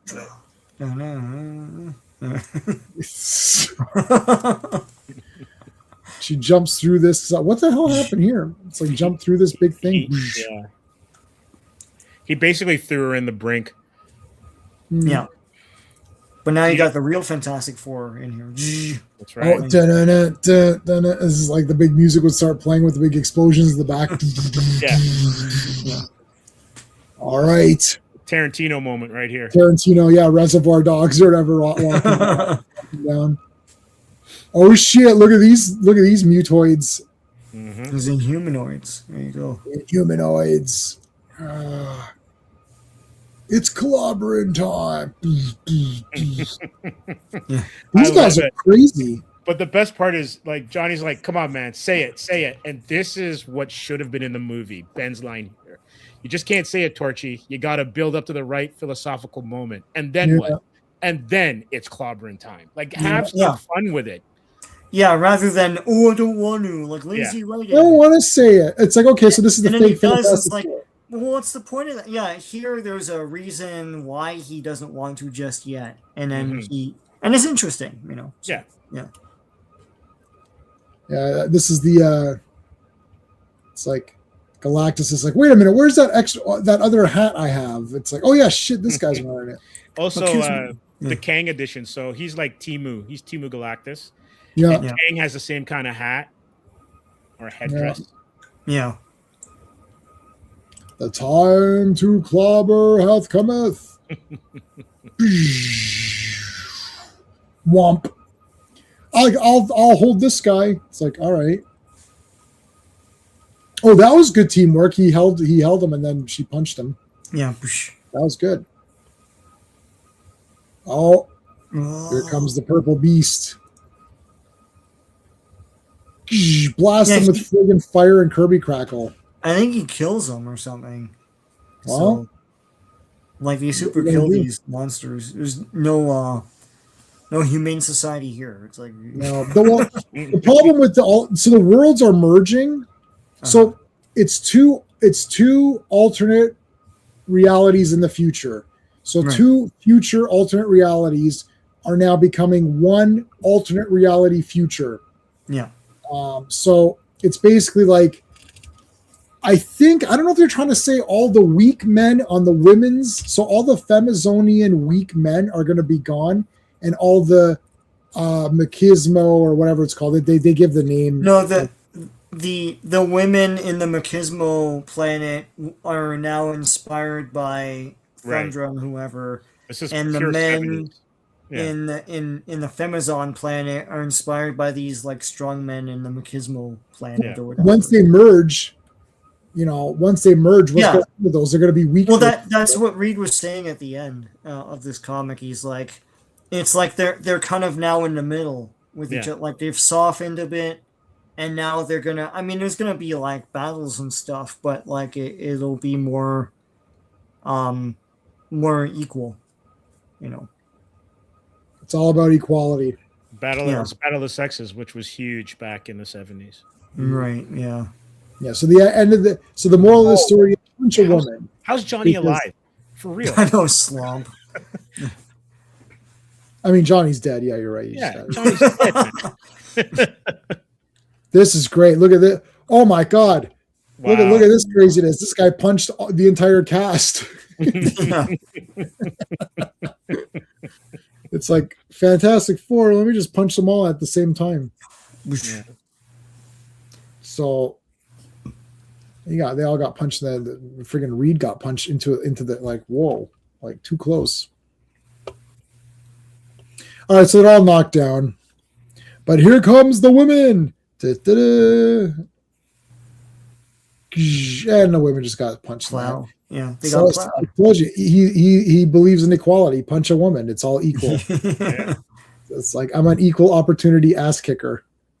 It's like things like, okay, you've punched women, like, so that's not cool. Yeah, you're wearing belts on your thighs, so that's weird. Yeah, it's like, overall, I'm not really impressed with you. He's wearing like big Quaker belts. It's like these Quaker Oats things that you put on the hat or whatever. You're right. Like Santa belts. Like, I found these Santa belts, and put them around my leg. Make a new fashion statement. Yeah, I told you I'm bringing that back. I'm bringing that in big time. Wear Santa belts around your leg. And it's like July and you're walking around. It's like, what's going on? Yeah, I'm gonna do that. Let's do it. Let's bring it back. Then people we still have to bring powdered wigs back. Yeah, no, I don't want those back. I'm not a fan of those. With the wooden teeth or whatever the hell that was. Yeah, no, I don't like any of that. Get all gummy, Anyway. All right, Medusa just whacked out all these guys, so that was pretty good. Flame on! Da-da-da. Oh yeah, whammo! There you go. Whammo. Yeah, Battle of the Network Stars. Yep. Adrian Barbeau and Linda Carter both had just. Oh my God! I gotta get. Yes, Linda Carter. Her swimming outfit is fantastic. Oh, I saw that on the Linda Carter thing. Yeah, I know. Yeah. Okay, so I'm gonna look that up. The Linda. Like when they do the tug of war, it's like the most unequal tug of war ever. It's like, like why is Hervé Villechaize on this team? What was the other thing I was supposed to watch after this? Steve, you mentioned something. Oh, British actors doing To Be or Not to Be. Yes, It's on YouTube somewhere. Brit, Shakespeare, right? Yeah. So apparently, Machismo had that whatever ray it was or whatever that satellite. Thing was. That's what was giving him his advantage over everybody else. And once he nuked that, it's all bets are off. What they call it? It's a Mopey ray, basically. Domina ray. The what? Domina ray is what I wrote. Domina ray. So it dominates you, but you turn into a Mopey Mo. No. Yeah, so they it turns you into like it turns you into a regular person. It's like I don't know if I care about this. Yeah, he wore an old school wig and robe when past the bar and was sworn as lawyer. It looked pretty silly. Yeah. They have to do that. Mm-hmm. Angry gamer in the Canadian court system. They still have they still have the powdered wigs. Yeah. The robes for sure. Yes, the Santa robes. The Domina ray. That was the ray that Domina was ray. Yeah. Thundra, wait a minute. I'm gonna go beat this guy up. And then Thing and Thundra killed him. Yeah, they kill him. He exploded because he was nuclear. Yeah, by the sisterhood. Yeah, I don't think these guys know what nuclear bombs are because it's like it doesn't casually blow up in front of you, right? or be that localized, right? Yeah. God, it's the whole point of that bomb. Anyway. Now Medusa was not affected by that ray, though. No, because she's inhuman. Yeah. She's an inhumanoid. Inhumanoids, yeah. Now the men and women can make love with each other and not war. Oh, what's that Sean Connery movie? Is it Zardoz or whatever? Zardoz, yeah. Yeah, this character looks like him. He definitely does, and I love that movie. We're doing that on Circle of Iron for sure. That's already on the docket. That's already on my spreadsheet. I don't think it's a cheese movie. I think it's legitimately good. Oh yeah, that's totally a Circle of Iron movie. Absolutely. Yeah, that's a Circle of Iron movie for sure. Yeah. Yeah, I want you to explain everything, Jamie. Okay, I'm gonna friggin' do it. The talking backwards and the juxtaposition of the water and all that weird. I'm gonna explain it all. And the guy they go into whatever sleep. I won't go into sleep with you, like level 5 sleep or something like that. No, I refuse. Yeah, I'm gonna explain it all, Sean. I'm gonna watch it tonight, man. It's awful. I'm gonna listen. I've got the novelization as well, which my God. I have the novelization, and I have stills from it. I love it, and I made my little characters, and I made a Zardoz for everybody. I think everyone should have a Zardoz. Steve doesn't have one. I'll have to make him a Zardoz next time I make them. There was a Superman character, Vartok, was that his name? He looked exactly like Zardoz with the dental floss outfit or whatever. Oh, like you looked like not Zardoz, like Sean Connery. Zed, his character. Zed, his name is Zed. Yeah. John Borman, makes good movies. Some of them are really weird. Maybe John Borman will be in the chat when we when we talk about it. Ruined by costume design. Yeah, but I can explain that too. So there you go. It's going to all be explained. I'm going to save it for Circle of Iron. You're going to have to show up. You're not going to get a freebie explanation today. Everyone's fishing for J-Man's going to explain it all. Not tonight. You got to wait until I say I'm in charge of when it's explained. It's going to be Zardoz will go viral. It's like, why does this have like 2,000 views? Like, that's viral for me. Yeah. That's like average for anyone. Yeah, it's average for everyone else. I know. When my things go 1,000, I'm like, I don't know what I did, but congratulations. I had one video that had 14,000, and I had to take it down. So. To get monetized. Monetized, yeah. That's unfortunate. So that nobody could watch any of my videos after that. So what happened?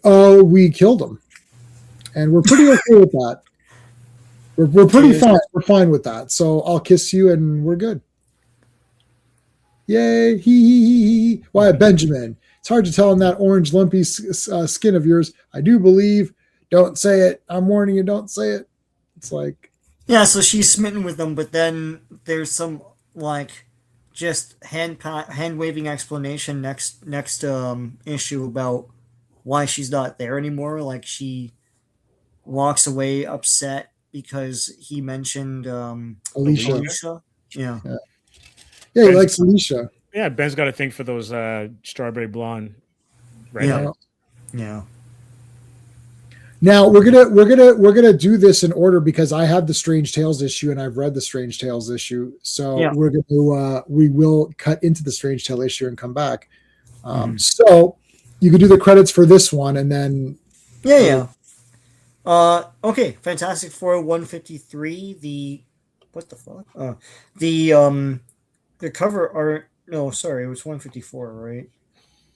This is 154. Yeah, 154. The cover art's Gil Kane. The release date is October 24th, 1974 for this comic. And cover date is January 1975. Editor-in-chief is Marv Wolfman. The Man in the Mystery Mask, written by Stan Lee and Len Wein, penciled by Dick Ayers and Will Robert Brown, inked by Paul Rainman, Frank Giacomo, Mike Esposito, colored by Glennis Wein, lettered by Artie Simek, and edited by Roy Thomas. Yeah, I mean, they're talking about that. It's not even a full comic, and it has like a million colorists or whatever.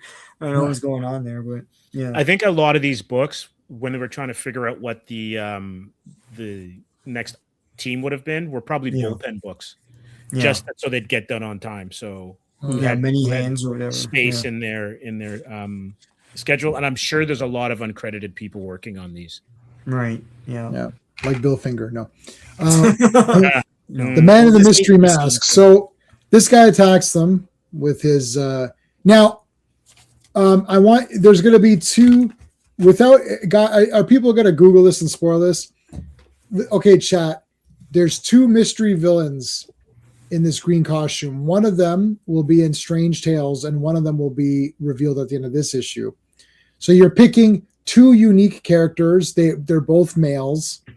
So pick two unique male characters who you think this villain is, because it's going to be revealed at the end. So there's two of them. There's one in Strange Tales, and then someone adopts that villain's outfit for this. So let me know what your thoughts are. Pick your two guys. And if you know the answer, don't let on you know the answer. Yeah. You know, like you could still partake, like, you know, still give your thoughts. But okay, so they get nailed by this guy. And they're like, holy shit, we just got nailed. We got to go get him. And then they remember, it's like, hey, that guy looks like the guy from Strange Tales. So we're going to cut to Strange Tales. Yeah. If it doesn't open up to close the program, it does open. Strange Tales. There he is. Look at that. Also, I can do credits for this if you want. But sure, let's do it. Yeah, do it. Yeah, so Strange Tales, 127. This is 127, right? Yeah. The cover art is by Jack Kirby, Steve Ditko, Chick Stone, Stan Goldberg, and Sam Rosen. The release date for this was September 8th, 1964, the early days of the Marvel Universe. Cover date was December 1964. The mystery villain was written by Stan Lee and Dick Ayers, penciled by Dick Ayers, inked by Paul Rainman, colored by Stan Goldberg, lettered by Artie Simek, and edited by Stan Lee. So, our super friend DJ's here. Yep, the Riddler with the question mark. It's the Riddler.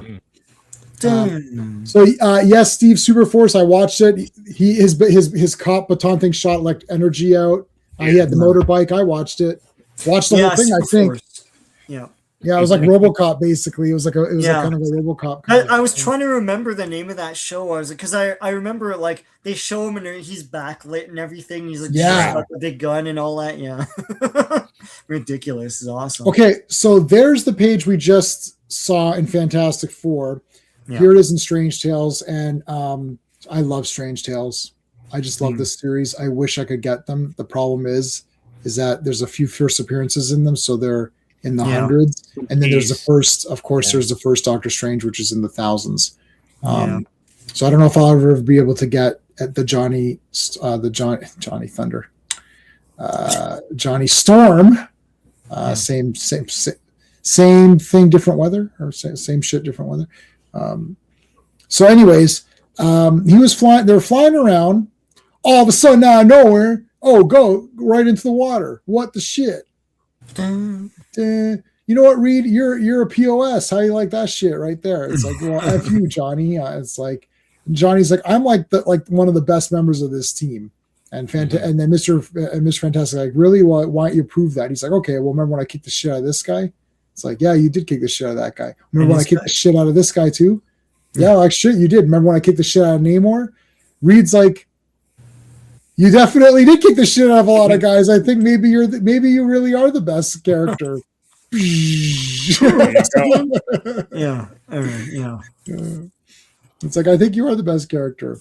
See you later. I'm going home. I'm going home to be the not best character. See ya. Bobber in time. And thing is like, well, you're talking a big game, John. Like, what, dude? Like, what's your problem? So, anyways, they get mail. And they're like, you've got mail. And it's like, we want you guys to race some cars. And they're like, sure, we'll go do that because that's not suspicious at all. Yeah, it's like Mario Kart, but like Fantastic Four. Yeah, it's Mario Kart. So they show up with this guy in his disguise. So, guys, remember, you're guessing who this villain is. The villain in this comic, in the green costume, the green mask. Guess who the villain is? Let me know before you get to the end of this, because once the end of this issue, that's it. And then this guy continues on in the same issue we're going to go back to. Now, this was actually reprinted. If you bought the physical copy of Fantastic Four 154, you got this story. Yeah. You got this story, and it was bookended by those other pages. Yeah. So they get into their cars, and I just watched F1 last week, so I was like, nice. It's a race. I liked F1. I thought that was a very good movie. I don't know anything about F1 in real life, so it might be hyper inaccurate. But one of the Marvel masterpieces. It's just new comics coming out, but there's a Hulk in there. Oh no, it's so it's amazing. Oh, this is such a classic Spider-Man. Like him swinging forward is so awesome. That's the cartoon. They used that image for the cartoon. Yeah. Tales of Suspense. Yeah. Giant Man and Hulk. Sharing comic. Yeah, that's Astonish. We don't Fantastic Four, we don't want to show you this cover yet because we tried something new on it. And wanted you to be surprised. Yeah, you just didn't have the cover art yet. That's yeah. But we can say there's Submariners in it. Like, oh, yeah. All right, go. Go, Speed Racer. Go, Speed Racer. Yeah. All right, a lot of text here. lot of text in these old comics. Car and yeah. I feel like there really didn't need to be that much. It's jobber in time. That's a wrestling term. Jobber, yeah. They can't stop the car. What? I can't stop it, and I can't flame on either. Someone has rigged this car.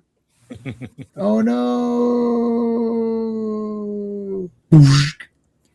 I question mark man mask. Question mark mask man. It's Mystery Man in the question mark mask. Who could he be? Well, isn't every mask a question mark? Like, no, but it's got a big question. It's got a weird Sharpie. Yeah, it's got a question. It's got a Sharpie question. But I mean, where's my Sharpie? Like, just to drive the phone home. Yeah, yeah.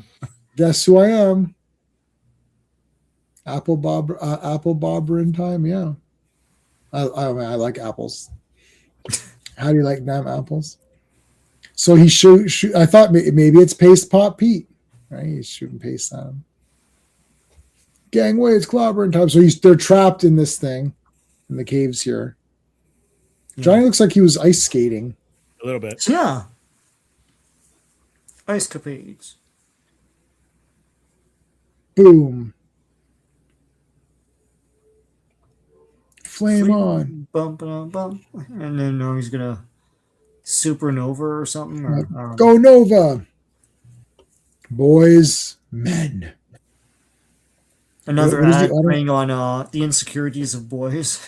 Yeah. Like, I want to be that muscly. Anyway. If you're reading this comic, clearly you're a loser. So you really need to like get, Have you ever had sand kicked in your face? Well, That's exactly what I was howdy. thinking of. Yeah. Razor Ramon is not going to kick sand in your face. He's going to kick your face in the sand. To be honest, it sounds like he's selling the super soldier serum because it's like no barbells, no exercise, no weightlifting. Yeah, nice try. Yeah, you know what it is? It's a piece of paper. It tells you to just put tension on your arm for like 5 minutes and then do it the other way. Right. And like you see a difference in a week. I try that just without any of that paper and stuff. And and then it just goes away. Because there's a limit to how much you can, you gotta build more tension, right? That's where the weightlifting comes in. Throbber in time. Or you got to be One Punch Man and just do 100 sit-ups and 100 push-ups or whatever it was. That was awesome. And he's like, "What?" He goes, "That's not even a regular regimented workout." The guy's like so pissed off or whatever. His partner. That was funny. Too good. He's like, "But you really have to try to do those 100 push-ups." He's like, "That's not anything." So the flame cage. Whoosh. It's like, nope. All right. Try to flame cage the guy. He gets out of it. I'm back. What? How did you hear this guy? I'll be a monkey's uncle. I don't even understand. Like, that was always a weird thing to me. Yeah, I don't think anyone says that anymore. It's like, all right. How are we going to defeat this guy? I know. We'll point at this boulder. It's like, there you go. So, oh my God, surprise! It was Reed Richards. He was Question Mark Man. It's like, I could defeat the both of you, so I'm the leader.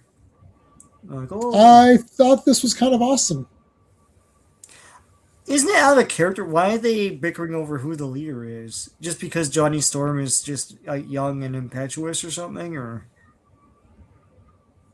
like, it's they needed an issue. It's very Mort Weisinger. Like, I know it's not. It's Stan Lee and Dick Ayers, but it's very Morty. Very DC, Yeah. It's like, who's this villain? And it's like Mystery or whatever. It's like... Yeah, I remember Surprise and Mystery. Surprise and Mystery. That's it was Surprise and Miss Tree or whatever because it was a girl. Yeah. Good old DC. And it was, and you're just like, man, it's awesome, but it's cheeseball. Yeah, but DJ, hold on a second. So that was the villain here. Yeah. But now we're gonna cut back to Fantastic Four, back to our regularly scheduled Fantastic Four. Dun. So that was this one. Sometimes it doesn't like to open when it doesn't like it. You can only do like 2 comics before it gets all confused. Oh my God. The future. Yeah. In the year 2000 now, and he still did that like 5 years after the year 2000, like in the year 2000. Yeah, I like that though. That's funny. That makes it funnier. Like it's like we're already past it. All right, so so in between here is what we just showed you. Yeah. Okay, so it was Mr. Fantastic, but it's not Mr. Fantastic more because he's right there. Yeah. Screech. The cosmic bathtub. There he is again, Question Mark Man. I am Question Mark Man. Before we continue with this issue, Sean, what have you got going on your channel? I wanna say it before we finish. Well, yeah. So tomorrow we're going to be doing Imperious Rex. J-Man and I streaming, and whoever else wants to come in. When we just go through comics for, I think we're still in 1963. We might be finished. Yeah, let's finish 1963 tomorrow. Yeah, it's awesome. We see everything that was coming out. A big, diverse selection of comics. And of course there's Earth's Mightiest Mondays, And I guess no Fantastic Friday. I don't know. Are we doing it? Let me see. Oh, my phone's charging. Hold on. It's Let me. Boxing Day, so I'm okay to do it. I can probably do it. I can. It's Yeah, I can Sunday, for sure. I can do yeah. it. Let me look. I think none of the days fall on anything weird. Yeah, I think like next week Saturday after Boxing Day, we're not doing anything.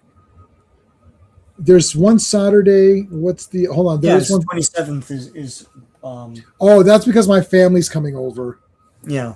My sister-in-law and stuff. So like my wife's family. So yeah. Yep. You know, it's just that when's the next Transformers? I know, but we're gonna do it. We're doing it. Yeah.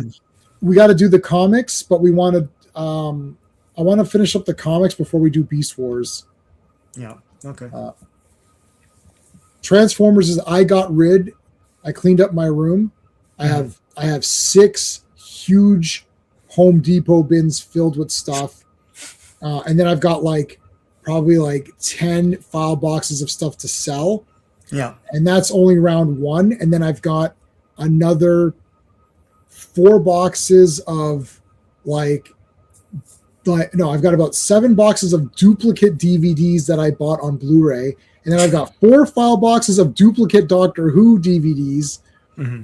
And then I still have 2 more boxes of Star Wars file boxes. I filled an entire massive bin with just Star Wars. So I've got more Star Wars. Mm-hmm. And then and all that doesn't include any He-Man stuff, because He-Man stuff and Conan is an entire full sliding door closet to the very top where I can't even fit another action figure.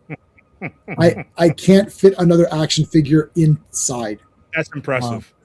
It's absolute. I'm gonna take a photo of the bins.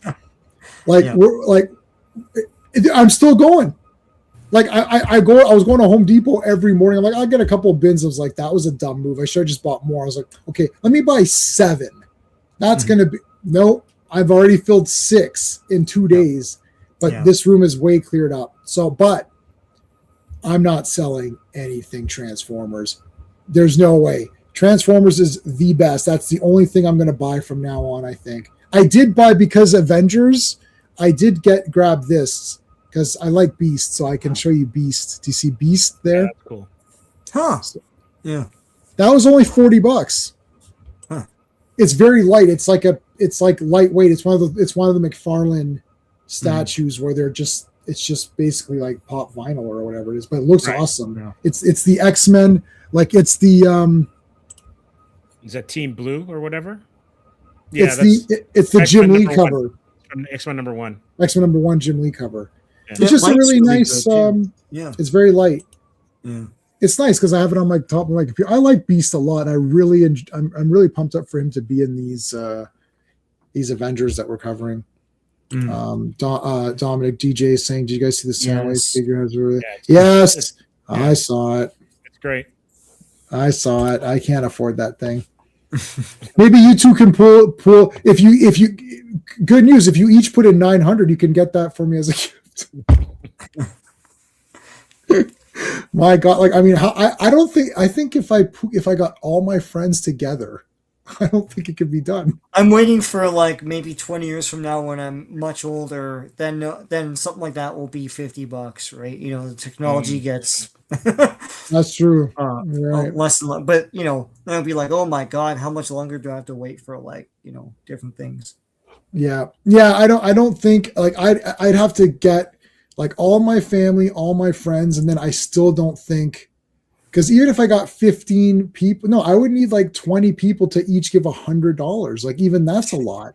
So I would need 40 people. What's a good gift price? $50. So let's say I'd have to get 40 people to each contribute $50 to get it's impossible. So it's impossible to get it's cool, but I know what would happen. I play with it for a day and I don't, just like when you're a kid, It's the same thing. Yeah, I can sell I've got the Castle Grayskull Classics. That goes for about $3,000 to $4,000 US.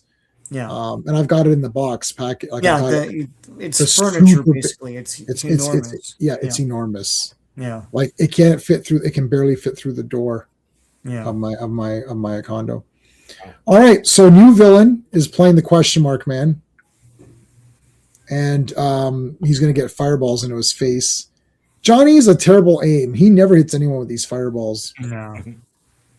And he's not that Well, far away. They would die instantly if he did. Yes. So. And foosh. Oh, so he fooshed him. I've got was it liquid asbestos, whatever that is. Yeah, wow, that's Asbestos is not magic, guys. Like, yeah. You forget about the money you spent after. Like I bought those Scorponok and thingy; those are big toys. yeah. So together, that's like 500 right there. Mm-hmm. And I think I paid 300 for the first Phoenix or something comic. So that was a while ago. That was before the Dark Phoenix movie. I thought, let me just get it now because it was just going to keep going up. Yeah. All right. Remember these things from Avengers? Yeah. What the heck? They brought these back. They're like, that Avengers issue did great. We should bring those weapons back. That was neat. Yeah, spike balls. Yes. Yeah. So he's shooting at them in like, Rumble in the Bronx. Bethune. Quarum. All right. It's a quorum. Yeah. Like, I mean, those spike balls look menacing. Oh my God, thing's dead. Blast it. So he blasts him. Why did he do that? Could that be a no, clue? Thing was throwing it at him. Oh, sorry. Thing was throwing it at him. I was going to say, okay. Oh yeah. Thing threw it at him. Blasts it. And so this guy's got all these really cool weapons that he's using. So does that help anybody figure out who he is? Who is this mystery guy? I don't know. Even though he's dressed like the Scorpion. Yeah. Dressed like the Scorpion. It's not the Scorpion. It's not Mac Gargan. It's someone else. Green is typically not this person's color. Oh no. It was this person's color in the past, but not anymore. The color has changed. Oh. Who could it be? It's Nick Fury. There we And go. they're like, Nick, did you have a brain tumor for breakfast? Like, why are you attacking us? I don't. I'm testing out weapons. Just testing out weapons, guys. Like what? Like the city's destroyed. Yeah. Oh, we'll pay for the damages. It is the government after all. You know what I hate? I really hate this. Pissed me off. Nick Fury's like, I'll pay for the damages. No, listen. So that's like you came to my house and you break my Scorponok. Oh, I'll pay for the damage. Yeah, but I can't get Scorponok now. Yeah. Like you can't pay for the damage of the thing that I can't get anymore. It's like, yeah, my insurance is way up now. Thanks. Like, Yeah. Oh, no problem. Courtesy of the government. yeah. This was a Scooby-Doo episode. Oh yeah, I'm Old Man Hodgkins or whatever. It's like I would have gotten away with it too. Like I love that. It's like, so he had the patch on underneath, and he has cigarettes and a lighter with him. That cigar was in his mouth the whole time. And he just like Right. comes. You see those guys that like it comes out and then they put it back in their mouth. Yeah. Those magician guys. Yeah. Oh, that reminds me. I got to show Sean the substitute thing. I gotta send that to you. I'll send that to you, substitute teacher. Ron is really. I'd play it for everybody here, but that'll get nailed for sure. Oh, for sure. Blockade or whatever. Balake. Balake. Some of the names. Ron. And then he's getting, and then the guy's like, "My name's Blake." He's like, "Stop saying your name wrong. You're trying to make fun of me because I'm the substitute teacher." He starts getting super angry. He takes the clipboard and like smashes it over his leg and everything. He's like, "You're trying to make me out to be a fool or whatever." Oh my God. It's really funny. That's it. Done. Dun. Hey, they're fighting the multiple man. There we go. That's cool. That's next week in Giant Sized Fantastic Four, issue 4. 50 cents. Wow. That's a deal. That's like a deal. actually, if you think about it. Oh, for sure. Yeah. Well, if you're a kid with no disposable income, you're like, oh my god, how am I going to get 50 cents? I don't know. Probably in your piggy bank, but yeah. You could Oh, return you want bottles to the Yeah. to the variety store. you want to talk about this this trailer, Sure. this teaser? We got time. What did you guys? So it's basically Captain America. Like picks up his costume, and then there's a baby. I don't know who the baby's supposed to be. If that's supposed to be Franklin or some other baby. No. That's his baby, man. That's his baby. It's his baby. With That's the Peggy. whole. That's the crux of the movie. Well, from what I read. Oh, so what about the Franklin baby in when he was picking that baby? Like, why is so Doctor Doom's killing the babies? Like, what is he doing? I don't get it. Like from what I read, it's like, that was supposed to be the beginning of the movie, so I don't know if it's gonna be anymore. But basically, Tony Stark turns up at what's his name, Steve Rogers' house in this alternate reality he made for himself at the end of Endgame, and and he threatens him and threatens it. Like at first, like he's like, oh, Tony Stark, oh, is awesome, right? And like what happened, right? Because he died. And it turns out that it is Doctor Doom. We know it's the same actor, and he's trying to. Captain America messed up the timeline by going back and so it's a pairing. He's pairing the what do you call that? I can't remember the terminology they used. Right. He wants to pair that timeline. Meanwhile. It's the sacred timeline. Is that what theirs is? I can't remember. Yeah, I can't remember. So, right. But the other thing too is Doctor Doom has taken Franklin, and the Fantastic Four are after him. But because he looks like Tony Stark, all the heroes side with Doctor Doom and fight the Fantastic Four. Even though he teethed the child, that makes no sense. Because they don't know he did that. Ah. But I know there's a scene where Shang-Chi punches Mr. Fantastic in the face, and like his face, splurps out like into a sort of rubbery mess.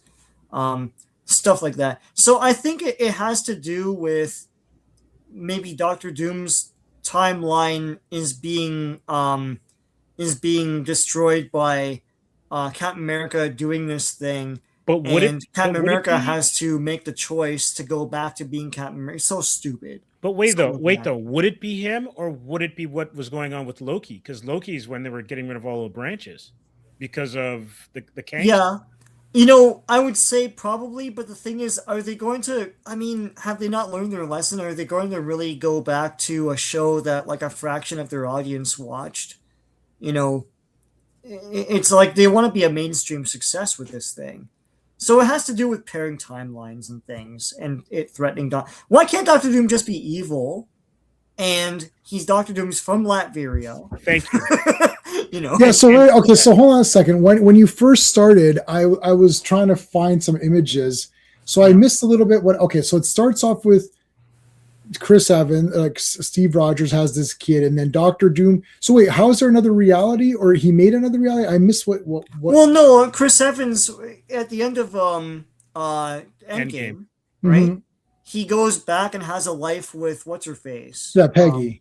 With Peggy, yeah, and sits out the rest of history, even though Captain America did stuff, and then according to their version of time travel, him going back is still his life, and but the thing is that messes up. He makes his own little timeline, and it messes up everything else. Once he has the kid, he changes everything. He changes everything because he even meant to have a child, right? So okay, yeah. So you're right. In Endgame, he went back and stayed there and lived out his life and had a kid. Yeah, and then Doctor Doom, this Tony Stark Doctor Doom. Tony Stark is from that reality? Yeah, this Doctor Doom is from another reality or something that's threatened by this, that will probably get destroyed by this somehow. I don't It's know. it's not that dissimilar from what they did with the animated stuff when it was a Doctor Strange from another timeline who was trying to always I saw that save one. what's her name? Save his girlfriend. Yeah. And then he became the evil Doctor Strange, and then they had to kind of trap him in that little pocket bubble. Yeah, they did a Kang storyline in the Avengers cartoon that was kind of Mhm. like that too, and I thought that's what they were gonna do with Kang in the movies, and they didn't do that. Um, the thing, yeah, like R, yes, it all sucks. The thing Yeah. is, it's not Doctor. Like we've waited how long? It's not Doctor Doom. That's the problem, right? It's like he looks like Tony Stark and all that. How does he know It that they makes no know who Tony sense. Stark is? It Yeah, makes no it's like, sense. yeah, I don't even. Oh my god. So when Endgame came, I like Endgame, but I Mhm. don't super love Endgame. And one of the things that got me when I first saw, I thought this is awesome, and I enjoyed it. And I enjoyed it as a fun movie with all the guys teaming up and doing missions. That's super cool. But then I was at my high school friends. I'm still friends with my friends from high school, and every year we do it like we'll meet up. So the year I don't know whenever Endgame came out, I think it was the next year because Endgame came out and we already had our meet. So we met the next year, and they have kids and stuff too. So we're all talking, oh yeah, Avengers Endgame and all that. And we were talking about it, and I said, no, I was like, he goes, well, now they've created all these timelines. I was like, well, I'm like, no, because they're saying if you go to the past, that's just you going to the past in your timeline, yeah, right? And I'm like, and then it's like, so it's like they're fixing the timeline they're in, not creating a new timeline where everyone dies anyways. So then my buddy was like, no, everyone does die. They just create a new timeline where they don't die. I'm like, yeah, but I don't think that's what it is because then everyone that we know from all the other movies is dead and the snap happened and only those heroes going back are safe in a timeline. He's like, no, I don't think so. And I was like, let me stop this conversation. I was like, this is the problem. Like you shouldn't have a concluding movie where it's all messed up and no one really understood exactly what happened. Like, were you confused when you watched like the first Avenger? You know what I mean? Like you're like, no, that was awesome. He beat the guys, and then he gets trapped in time, and then they wake him later on. Right. So there's still time travel, right? And he's thought out, years later, whatever it is. So you're like, okay, but it shouldn't be like I have to explain it. And then my friend is like, I don't think that explanation is right. And then he explains his version, and I don't think his is right. So there was no, oh, well, what really happened at the end of, what really happened at the end of Civil War? Like, you know what I mean? Like there wasn't weird crap like that. So they need to, it was fine it's okay if that's the last movie. This is the Last Crusade problem. The Last Crusade is a great movie, provided it is the last one that they're ever going to make. Because if you make another one, then you start to say, where's Indy's dad? What happened to him? It's like, well, he's just dead. Oh, now he's got a kid. Well, wait a minute. Where's that kid in the next movie? Or that Indiana, it's like like James Bond got married. Yeah, but the marriage didn't continue on. She died within the same movie, which is good. There should not be leftover baggage. Well, that's right? the book too. So that's the book too. Yeah. But there shouldn't be leftover baggage. Endgame is great if it provided it is the end game, and then they reboot all the movies and they start over again. Yeah, because they started using everything as canon. So like that snap and everything, and the blip and all that. It's like, okay, well, this was fun in the movie and it was shocking and surprising.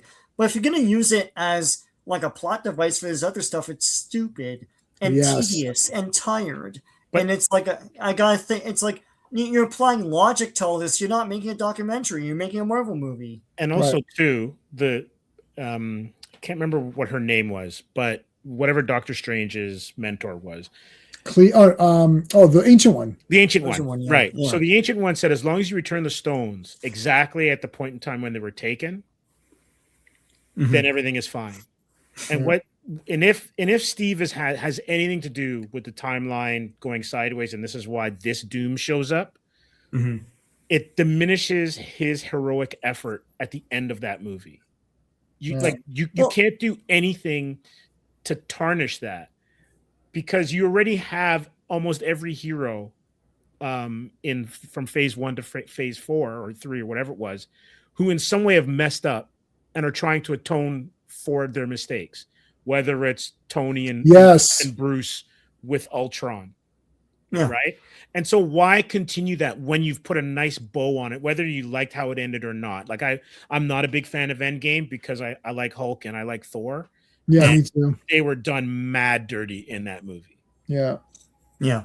No, and the problem was they gave him a Hollywood ending that like the Hollywood audience wanted. It's like he has this happily ever after with Peggy, but the problem is Captain America wouldn't do that because he wouldn't sit out all these. It's like you think of all the crises that happened between the 40s and now. It's like he wouldn't he wouldn't sit sitting all this that one out. out. He's Captain America, and that was part of the pathos of the comic character, that he can't settle down and he can't have the happy life. Everyone looks at him and go, oh, like look at this awesome guy. He's fit. He's like young all the time. He's great. But secretly, like he doesn't have this great life, and that's what makes him interesting. And then they're like, oh, you know what? He deserves this ending with Peggy. It's like, I know, but then you're messing up the character. Like, is he not heroic? I thought he was a superhero. Like, he wouldn't just like have kids and then settle down while like 9/11 happens. Like, my point was like, I was going to say, what about, never mind the big things that happen in phase 1, 2, 3, whatever. What about just mundane stuff? Like someone's getting mugged. Does he step in or does he say this could ruin the timeline? And so you're telling me he's going to walk by while a woman is being assaulted, right? Like that. Yeah, even the Korean War, the Vietnam War. Sure, whatever he went, right, yeah, because he went back before those, right? Yeah. So it's like Bradley, right? The other Captain America, right? The Black Captain America from the 40s, 50s, with all that injustice, and he'd be getting pillow talk intel from Peggy. Right, because he was frozen for all that, so he didn't know about any of that. Right, so he stands. But he would obviously be getting some of that pillow talk intel from Peggy. And he's not going to do anything, and he's just going to go to daycare. I can't. There's no way. Right, and you see, Steve. Another mistake was again, Endgame. Yeah, they still end of the day they ruined Hulk and Thor in the movie, so that sucks. Period. End of sentence. But provided that Endgame is the last one, you could say that.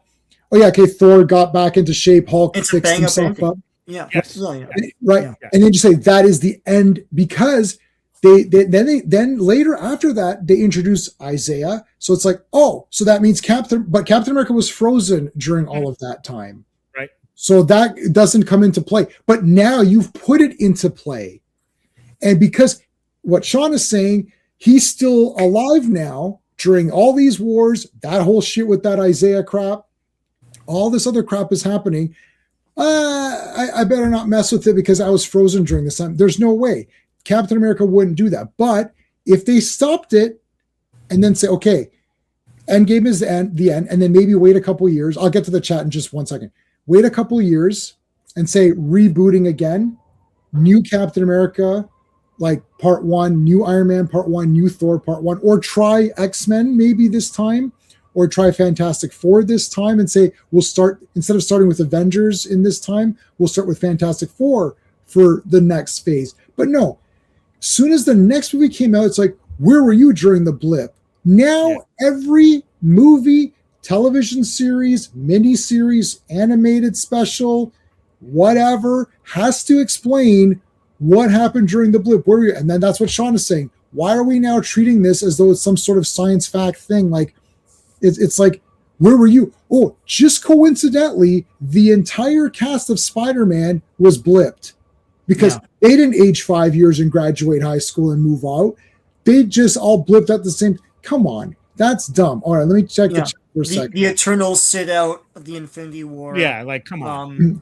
They have to explain away why Captain Marvel wasn't around. They even ask her, "It's like, where were you when we were fighting Thanos?" Like, oh, I was on this other planet or something. I don't know. Yeah, she's like, "Oh, the Earth is not the only planet."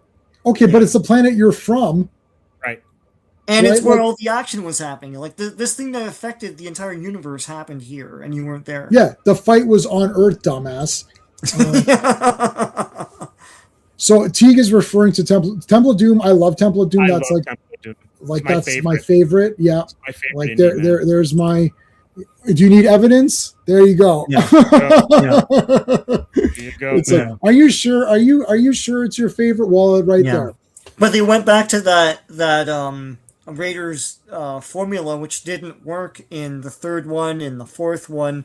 Like that argument that people claim for Raiders, where like if Indiana Jones didn't do anything, it would work itself out, doesn't apply to that movie because he still has to retrieve the Ark. Yeah. But it does apply to Last Crusade and that crystal skull thing. Right. Because it's like, yeah, it would just work itself out. Yeah, because they would have drank from the wrong cup. Yeah, and they would have gotten killed by that ship. It's like it's finished. He has to go rescue someone. That's the problem, right? Right. You know? Yeah. Yeah. Return of the Jedi.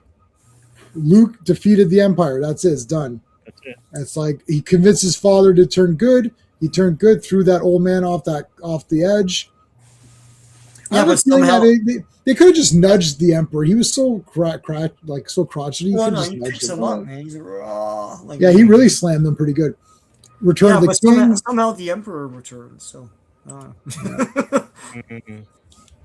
But even I feel bad for those characters in Endgame. Yeah, that was terrible. It's my favorite too. That's Temple of Doom, killing Thanos. I didn't like that. Right, Sean is correct. Whatever Sean. Well, Sean's been correct for the last 10 minutes, so whatever it was, I'm sure. it's Spitting not. facts. He's doing nothing but spitting facts. We won't talk about 5 because it's in our part 5. Yeah, It no, Indiana it's- Jones? Yeah, I despise that. I don't despise Crystal Skull. It's okay. I watched it a couple times, so it's but I really don't like that 5th one, like really badly. I really makes me angry. But no, so it's like they should just start over. Like they keep continuing this continuity, but the audience was like, oh, but you called it Endgame. That was a good ending. Like a lot of people really liked Endgame and liked that ending. And they didn't overthink the ending. They're like, yeah, Captain America grew old. That's really nice for him. I enjoy that. Even though it's kind of weird and doesn't make sense if you really think about it. But it was the end. You're like, okay, that's it. We're done. Well, before you go, hold on, $10 super chat. Before you go, I'd like to wish everyone on the panel a very Merry Christmas. Yes, I'm traveling back to UK tomorrow. I won't see you for a bit. Okay, awesome, fantastic Christmas. Be Safe safe. travel. You too. And yeah. thank you. Do you say Happy Christmas or Merry Christmas? I say Merry Christmas, but Merry Christmas. Yeah. Different Happy places Christmas say is like happy. a English thing, right? Yeah. Yeah. I don't have any Christmas. Do I have any Christmas theme thing? You should. You should have something like. I don't have I any think I Christmas- used one yesterday. You have to almost download a pack. It's up in the. Oh, okay. I'm not doing all that. How about It's one click. It's just one click, and it shows it, and it comes up. I think I removed it. I think I saw it come up and I removed it. How about Wonder Woman There we spinning go. the lasso? Oh, Jennifer Connelly on the horse. There you go. That's the merriest Christmas ever. So there you go. And to all a good night. Knowing the villains. World created sense of danger in comics. Yeah, well, if it was again, Raiders template limits. Yes, I know it does. It does limit it. No, but you're right. Like, if it's like, well, my thing is that provided that Endgame is the last thing, and then you just reboot the whole universe and start with Fantastic Four, then it's okay. Even though it's not a perfect movie and there's a lot of things I don't like, you'd be like, okay, that was kind of cool. It's like they went back in time and undid it. That was neat. But this, like, the next movie, where were you during the blip? Ugh. And then they had to show, what was the other one they just showed? Like WandaVision, like all of these things, or Black Widow's movie. It's like, oh, where were you and all? Oh, no, Black Widow's movie took place before, right? Oh, that was stupid before. too. Didn't Doctor Strange's movie, Multiverse of Madness, that had some echoes because that echoed off of the WandaVision, right? Loki, kind of the same thing because they went back and it was a different Loki that ended up in the TVA. I mean, right? right. Yeah, you see, like, come on. Like, Yeah. That was weird. And don't even talk about Thor. Oh gosh. Yeah, Thor: Love and Thunder was terrible. Thunder? So is that little kid going to be in Doomsday? Good question. Because he had a kid. Did you see Love and Thunder, Sean? Yeah, that was that. You're on mute. Sean, you're on mute, Sean. Yeah, I saw it with you. Oh, okay. Yeah. So is that kid going to be in Doomsday? I don't know. I don't really care. Like everyone's buzzing about this trailer. I don't know. I don't care. Like, it's like because to me this is all not Marvel anymore. And I guess it's like an old man talking, but to me it's like Marvel's like Bronze Age, Silver Age. Those are the best stories. Once they got into like 2011 and 2012 stuff, and I just sort of, because the problem was those stories were deconstructing, and I don't like that in all of this. And they didn't know what to do with any of those characters. Like, who is Shang-Chi? I don't know. What's his dialogue going to be in this thing? Like, is he for or against anything? I don't even know. He's boring as ass. And almost everyone introduced in that phase is terrible. And they're the stars of this thing. So, I don't know. It's my problem with Thunderbolts. Because it's like almost everyone's the same character. Except for the goofy guy. And Ghost is non-existent. Yeah. So I don't know. Like the writing is out to lunch, and they're going all in on all of these contrivances that they contrived for Endgame and using them as plot devices, like this whole thing with Captain America. So I don't know, and I'm very disappointed that they're going with RDJ as Doctor Doom, because that's just code for this is not Doctor Doom. That's the problem. So then how are you ever going to bring Reed and Doom's real relationship into the movies moving forward, unless they remake, unless the reboot that you're talking about, J-Man, is what happens at the end of these? It's got to be. Because we're the X-Men. They've sat on this now for years, and I think they shot themselves in the foot with Fantastic Four, because I think what they're saying is they will then have their own universe and do all their own adventures. The problem is I don't like the universe they made for them. It was confusing and stupid. It's not really the 60s. Why are they fist bumping? What's going on? They're boring. All of them are boring. So what am I going back to with a second Fantastic Four? There's no excitement building up to this. But I'm going to say this right now as a Spidey fan. You cannot rob Spider-Man fans of not having a Fantastic Four Spider-Man relationship where Reed is kind of his mentor and Johnny is his, young, friend. But they companion.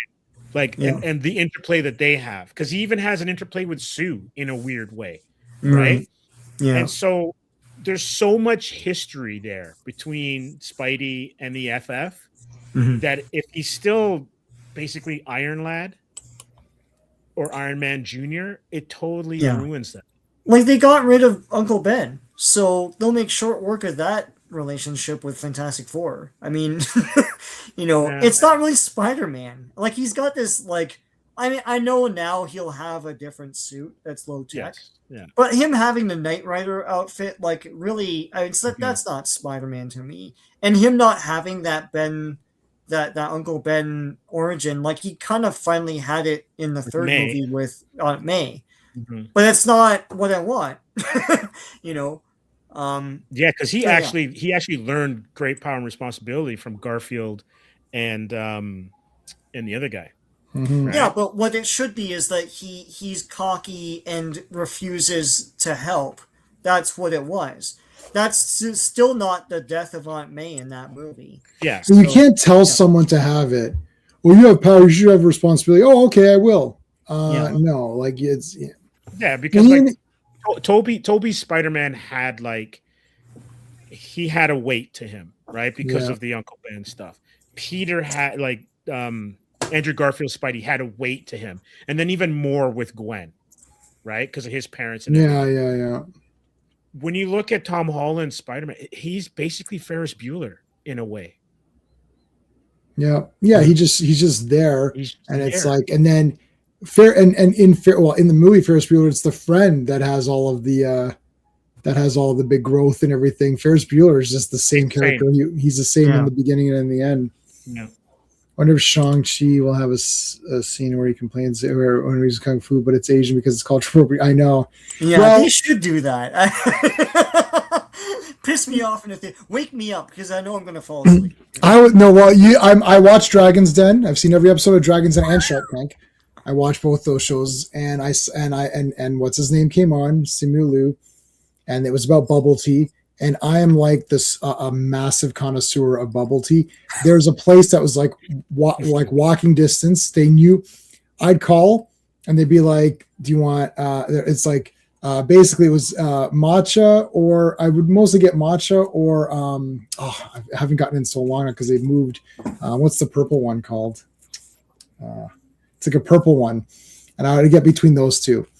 And she knew me. She's like, "Hi, Jason." And it's like, "Which one do you want today?" I said, "I want this one, large." Yeah, tapioca, the whole thing. Yep. And it's like I'd go, and I love bubble tea. And then there's a bubble tea company, and I guess it was two white people or something. He's like, "Well, this is cultural appropriation." It's like, Yeah. What are you effing talking about? It's tea. Like, Yeah.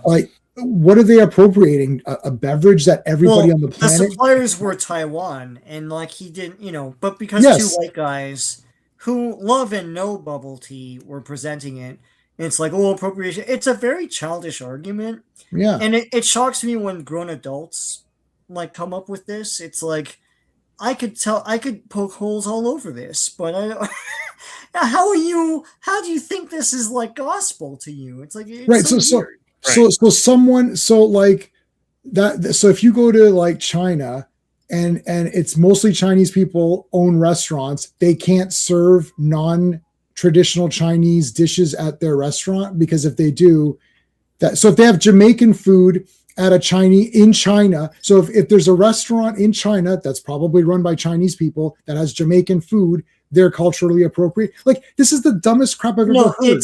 It's this punching up, punching down philosophy, and basically the perception of Simu Liu, I guess, perceives Asians or Chinese people specifically as a victimized minority, and so there's a lot of like built-in bias there. In order That to is say bias that right these there, guys yeah. are appropriating. It's like like everyone eats pizza, everyone eats pasta, everyone eats now like samosas are a thing. Yeah. And it's just sharing. Like I was there for that. I was there for the beginning on that one. I was like, "Oh, these are damn good." what samosas? Yeah, I was there. I caught on too early to that trend. I was before. I was way before anybody There's else. a place in Scarborough that sold them like the 5 for $1 deal. Yeah. Oh my now god. it's like 6 for So $2 sweet. for 6 or something. It's You just it's a think different Garfield. time, different times now, guys. Yeah. Yes, I agree with Andrew Garfield's Spider-Man looks at least in part 2 looks the best That second movie, that's the best costume they've done. ever. Yeah. Yeah. And he is the best Spider-Man, but I agree. He's almost like his movies are criminally bad, Yeah, but they're he is bad. an awesome Spider-Man. And Yeah, like this looks pretty good. yeah, Yeah. and his sense of humor, all that stuff is on point. He's cocky, he's jokey, he's all those kind of things, right? Yeah, like the when the kid is there, he's like, "Hey, Spider-Man!" Like he's chatting with everybody. That's super neat. That ending is awesome for part 2, where the kid is standing up to that rhino Yes. next to Yes, that's awesome. and Spidey comes in. It's great. No, Yeah. wait, Joe, hold on, Joe Dog. What are you talking about? He looks like Ultimate Spider-Man. No, he doesn't. Andrew Garfield. I think he means the Andrew Bagley. Sorry, not Andrew Bagley. The Bagley, Mark Bagley drawn Peter Parkers for I'd have to Ultimate. see it. Before Miles, he did have that kind of wild hair. Oh, you mean like you're talking about Peter Parker? Yeah. Okay. Like this kind of like the Mhm. because this costume sucked. Yeah. Yeah. I hated it. Garfield was a good actor too. He's just given. Oh, he's that a great credit. actor. Yeah.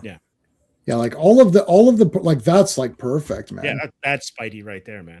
This was awesome. Come on. Mhm. Like, wasn't this awesome? What you're talking about when he stands? Up Yeah, to, that part was where great. he stands Yeah. up to the rhino. That would like. Yeah. And I don't. his body type's perfect too. Yeah, Like, I agree. Fiery and you Yep. know, yeah, it's perfect.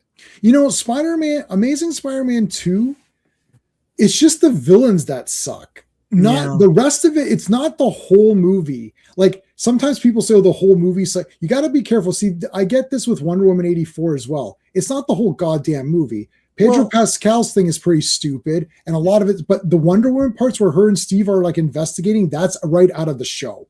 Yeah. And her getting the invisible plane and flying, that's in the comics. Amazing Spider-Man 2, it's more than just the villains, it's also the whole business with his parents. Yeah, that's dumb too.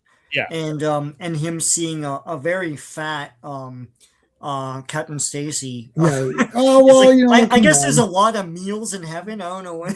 Come on. It's like he keeps seeing him like that. Yeah.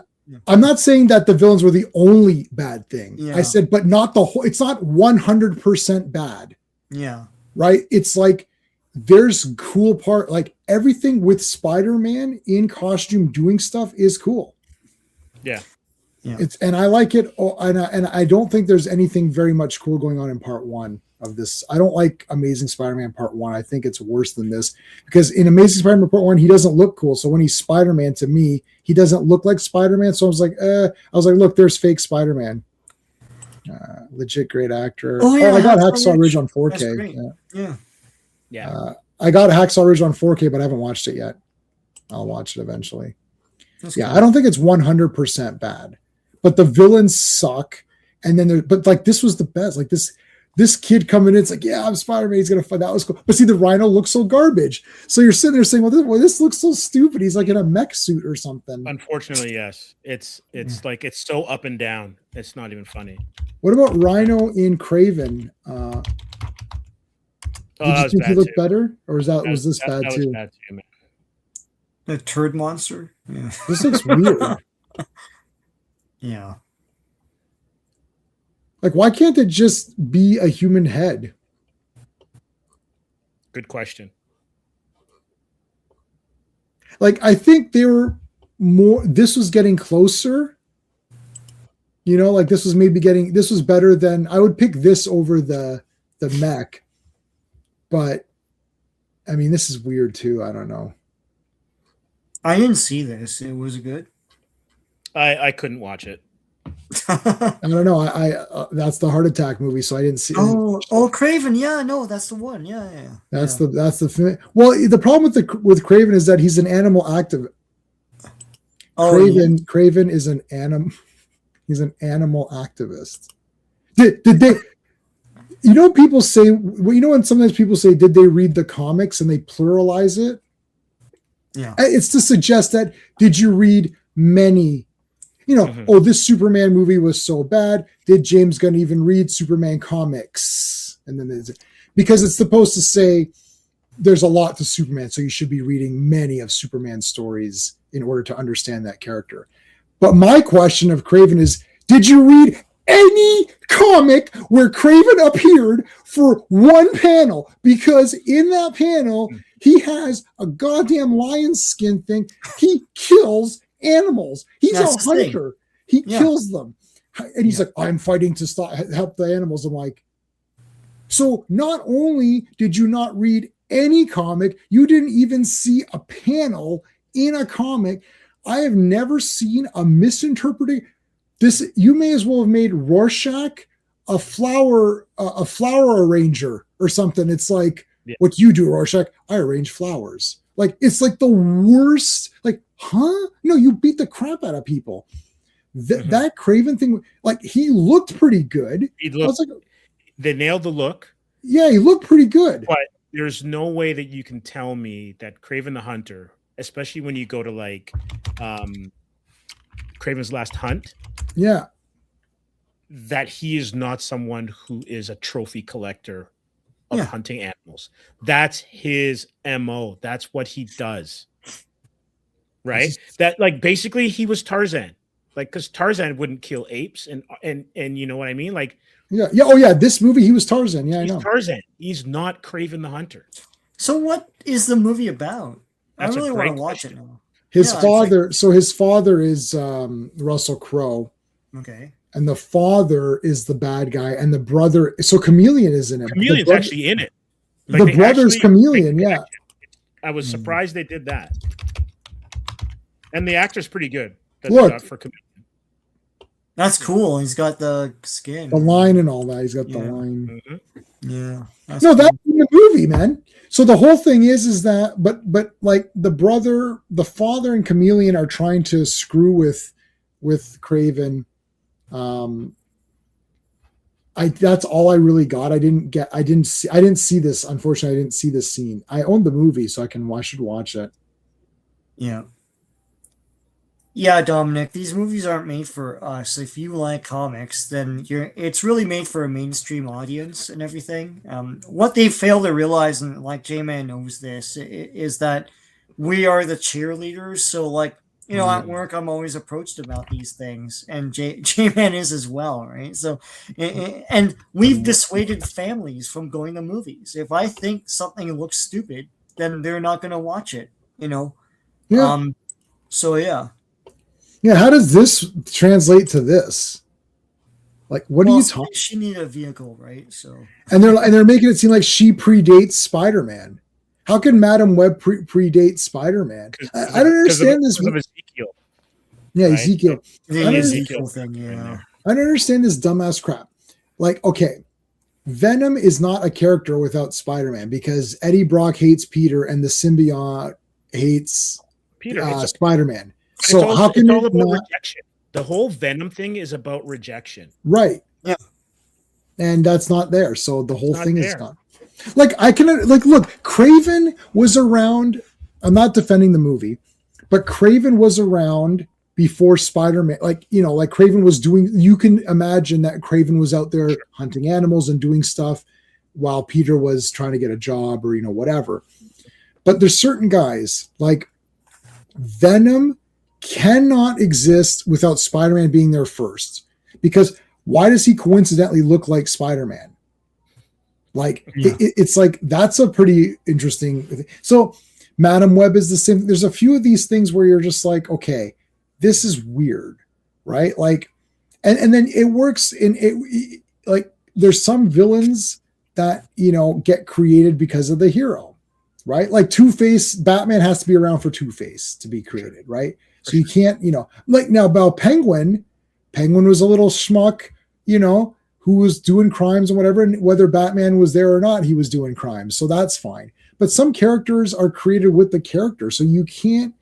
So, I mean, again, I'm not defending the movie, but had you made your Craven movie, you could have maybe done something interesting. But the problem is that you want to make Craven a hero.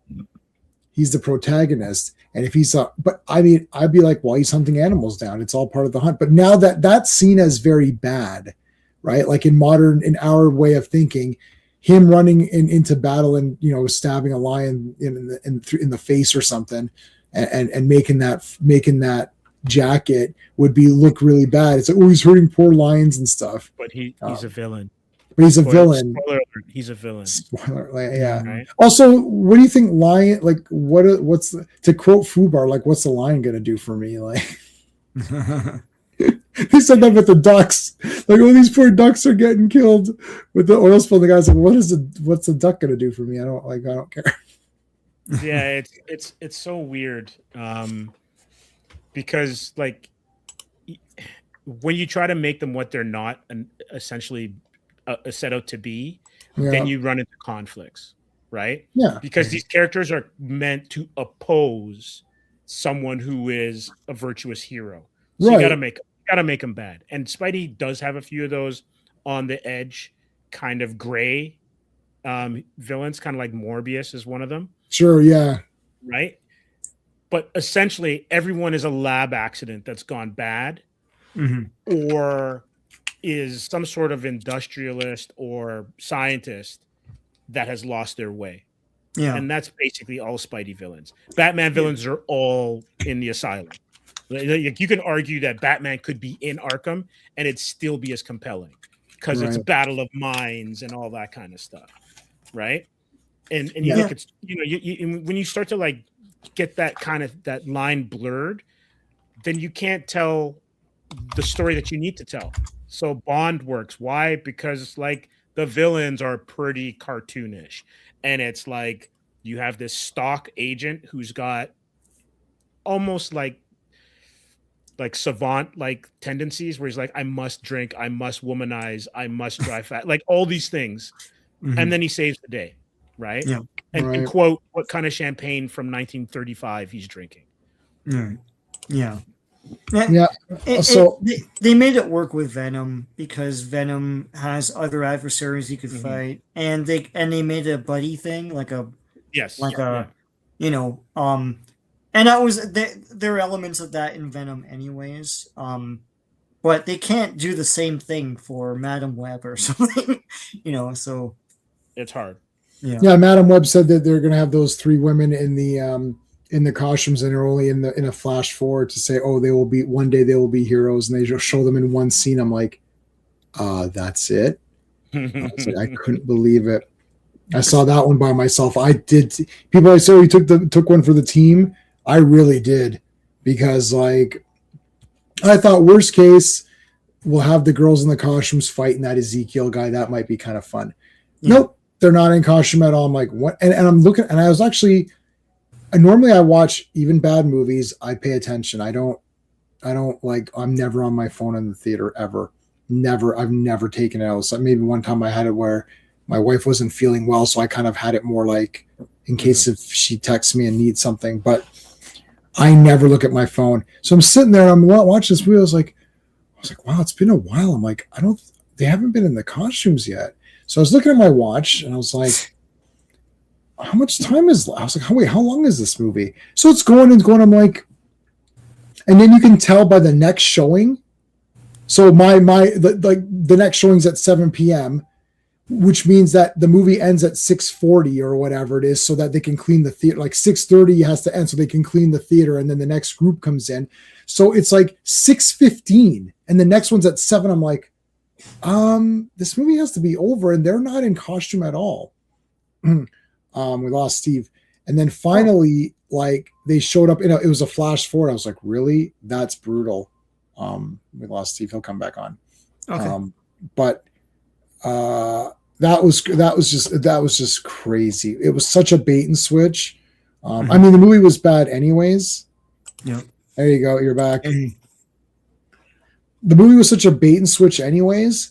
But like it was a bad movie anyway, like even if they had the girls in costumes, but all of the advertising material was from that like 30 seconds of where they're showing them in the costumes. I hate when they do that. Yeah. That's It's like really, that Hercules movie with The Rock. Yes, with The All Rock. the And cool I stuff is in the first like 2 minutes, and they show that in the trailer, and then and none of it's real. I know. I got my Hercules set up really nicely here, all my Hercules stuff. You gotta watch. Have you seen Hercules in the Haunted World? No. It's Mario Bava.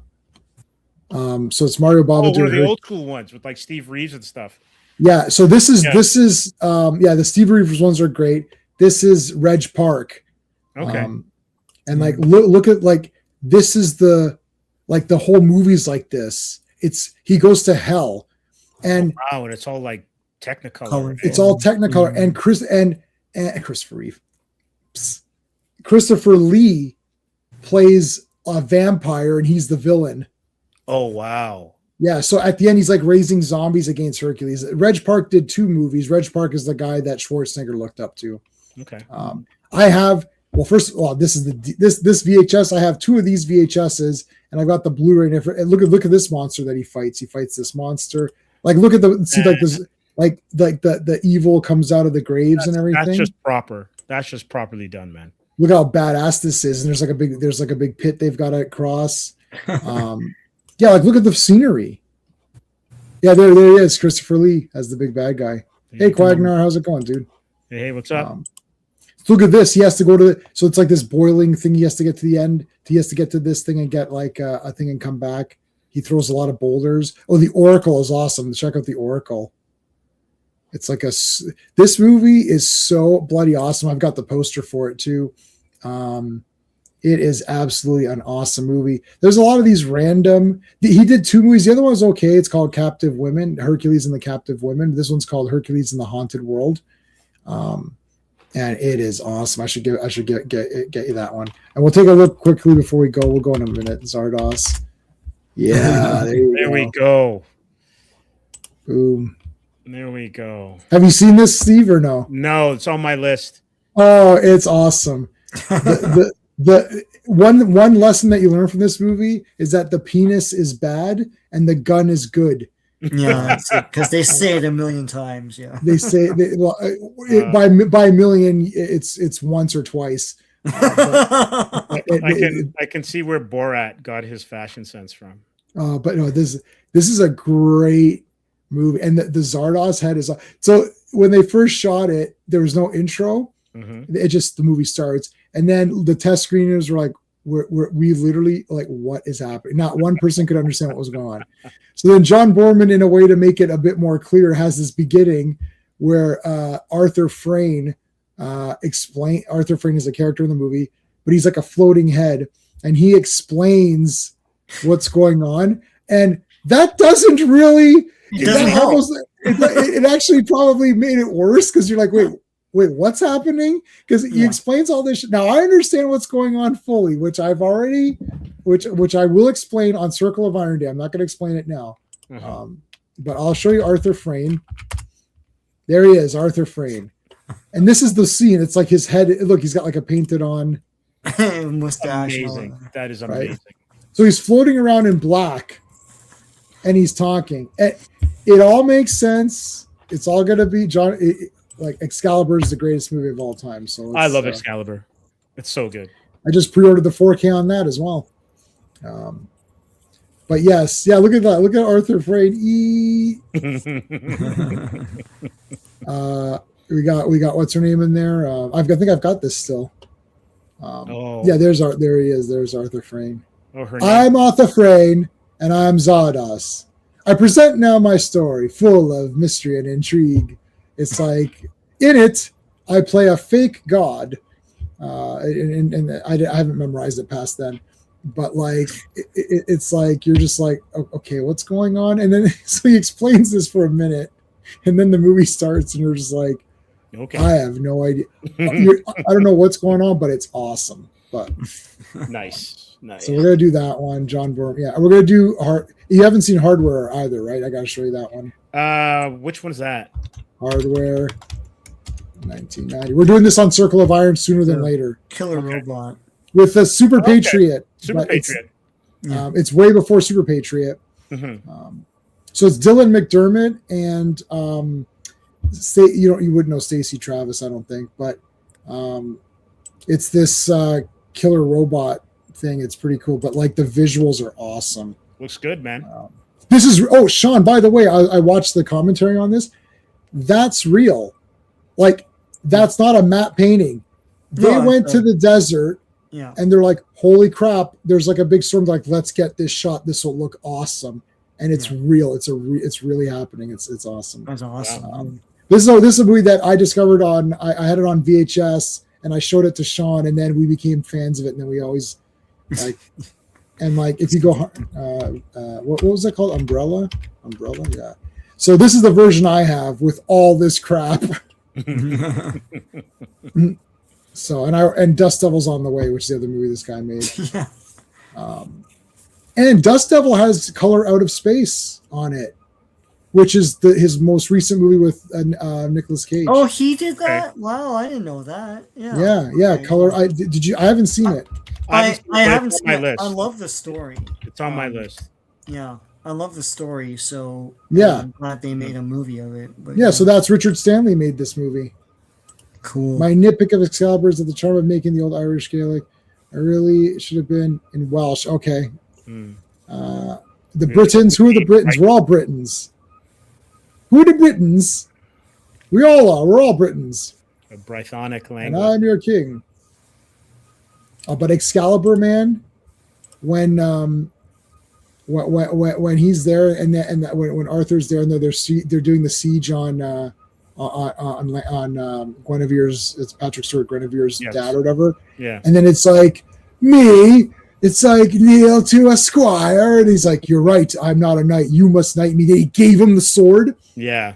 And like Merlin's like, what the shit? Like, and they're like, oh, take it. They're like, take it. You got it. And then he's like, no, he knights him. That's the fucking best. And he's like, yeah, he goes, you are from Uther Pendragon. It's like the blood flows through you because it's like the courage and everything. Mm-hmm. You kneel down to him. That's fucking awesome. You know, good why don't they don't make good shit like that anymore. Everybody's a stupid loser. Let me take one last hype on Supergirl. You know, I'm on a Supergirl Facebook group, and I realized that I'm not actually in a Supergirl because I'm like, this Facebook group is awesome. And there's nothing ever stupid in this group. And then I realized the name of the group is Pre-Crisis Supergirl. I was like, oh, there you go. That's why it's good. I still like the one that Sean hates, but so they post a picture of Supergirl. It's like a little synopsis. She's kind. She's I forgot all the attributes. It's like she's good in school. She's kind to her friends. She's upset that she can't share with her friends that she's Supergirl and that she has to remain in secret. And she tries to help Clark find love, and she has trouble finding a boyfriend herself. And she then goes to the Legion of Superheroes and is excited to share her superpowers with the Legion. It's like this whole little nice thing that they wrote out about Supergirl. It's like, yes, that's what not this crap where it's like, oh, she's dead. Well, you have to understand all her people died. Well, you know what? Wouldn't it be more hopeful and strong if all of this crap happened to Argo City, the Krypton blew up, and she overcame that and was a nice person and went on an adventure? Wouldn't it be nice if you could retake that Woman of Tomorrow? Why doesn't the little girl come and say, Supergirl, my mom is missing? And Supergirl will be like, what happened? They're missing. Did you look around? I'll help you find them. And then it's like, I don't know. And then she can investigate, and they say, oh, it's like, I think her parents were kidnapped by this guy Krem or whatever. He's like some sort of pirate. He's going to sell them into slavery or something. Oh no, Supergirl. And Supergirl's like, okay, I'll help you. You know, then she flies off with her, and it's like, okay, and they go to find them. And when they find him, she beats up Krem and then reunites the parents. And through that, you know, she you know, like creates something, and maybe she comes back to Earth, and Superman did this great thing. And Superman's like, what did you do, Kara? You know, and then Kara sees that, oh, Superman does all these great things, and I don't have anything great that I did, but I did save this kid. And she's like, I did save this kid and bring the parents back and reunited a family. Why don't they do that? Why don't they just fucking do that? So at the end of the movie, you feel nice about yourself. Here's the secret. After you watch Superman, the Christopher Reeve movie, you felt good. Mm-hmm. You walked out, you're like, that was fun. Not just fun. Well, that was fun, but you felt happy about life.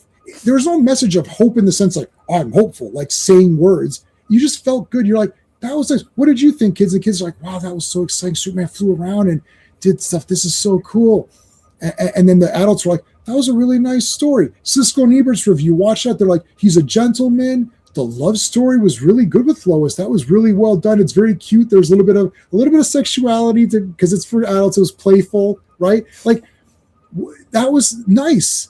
And even with Superman 2, with some of its issues, so when Superman comes up, would you care to step outside, General? Like, General, would you care to step outside? That's badass. Yeah. He outsmarts him at the end. He's like, I was with you. He goes, Luthor's like, Luthor, too late. You know, Mm-hmm. And you felt good.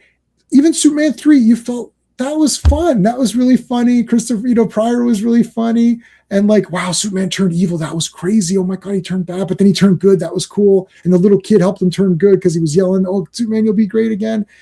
You know, you got to walk out and you feel happy about life. You watched a fun movie. You had, your 2 hours was spent well. And you didn't go on internet and say, what is this? Or like what Sean said, I have to read several comics, or I have to watch interviews for the guy to explain what his meaning of the comic was. Did the guy die at the end? Even if the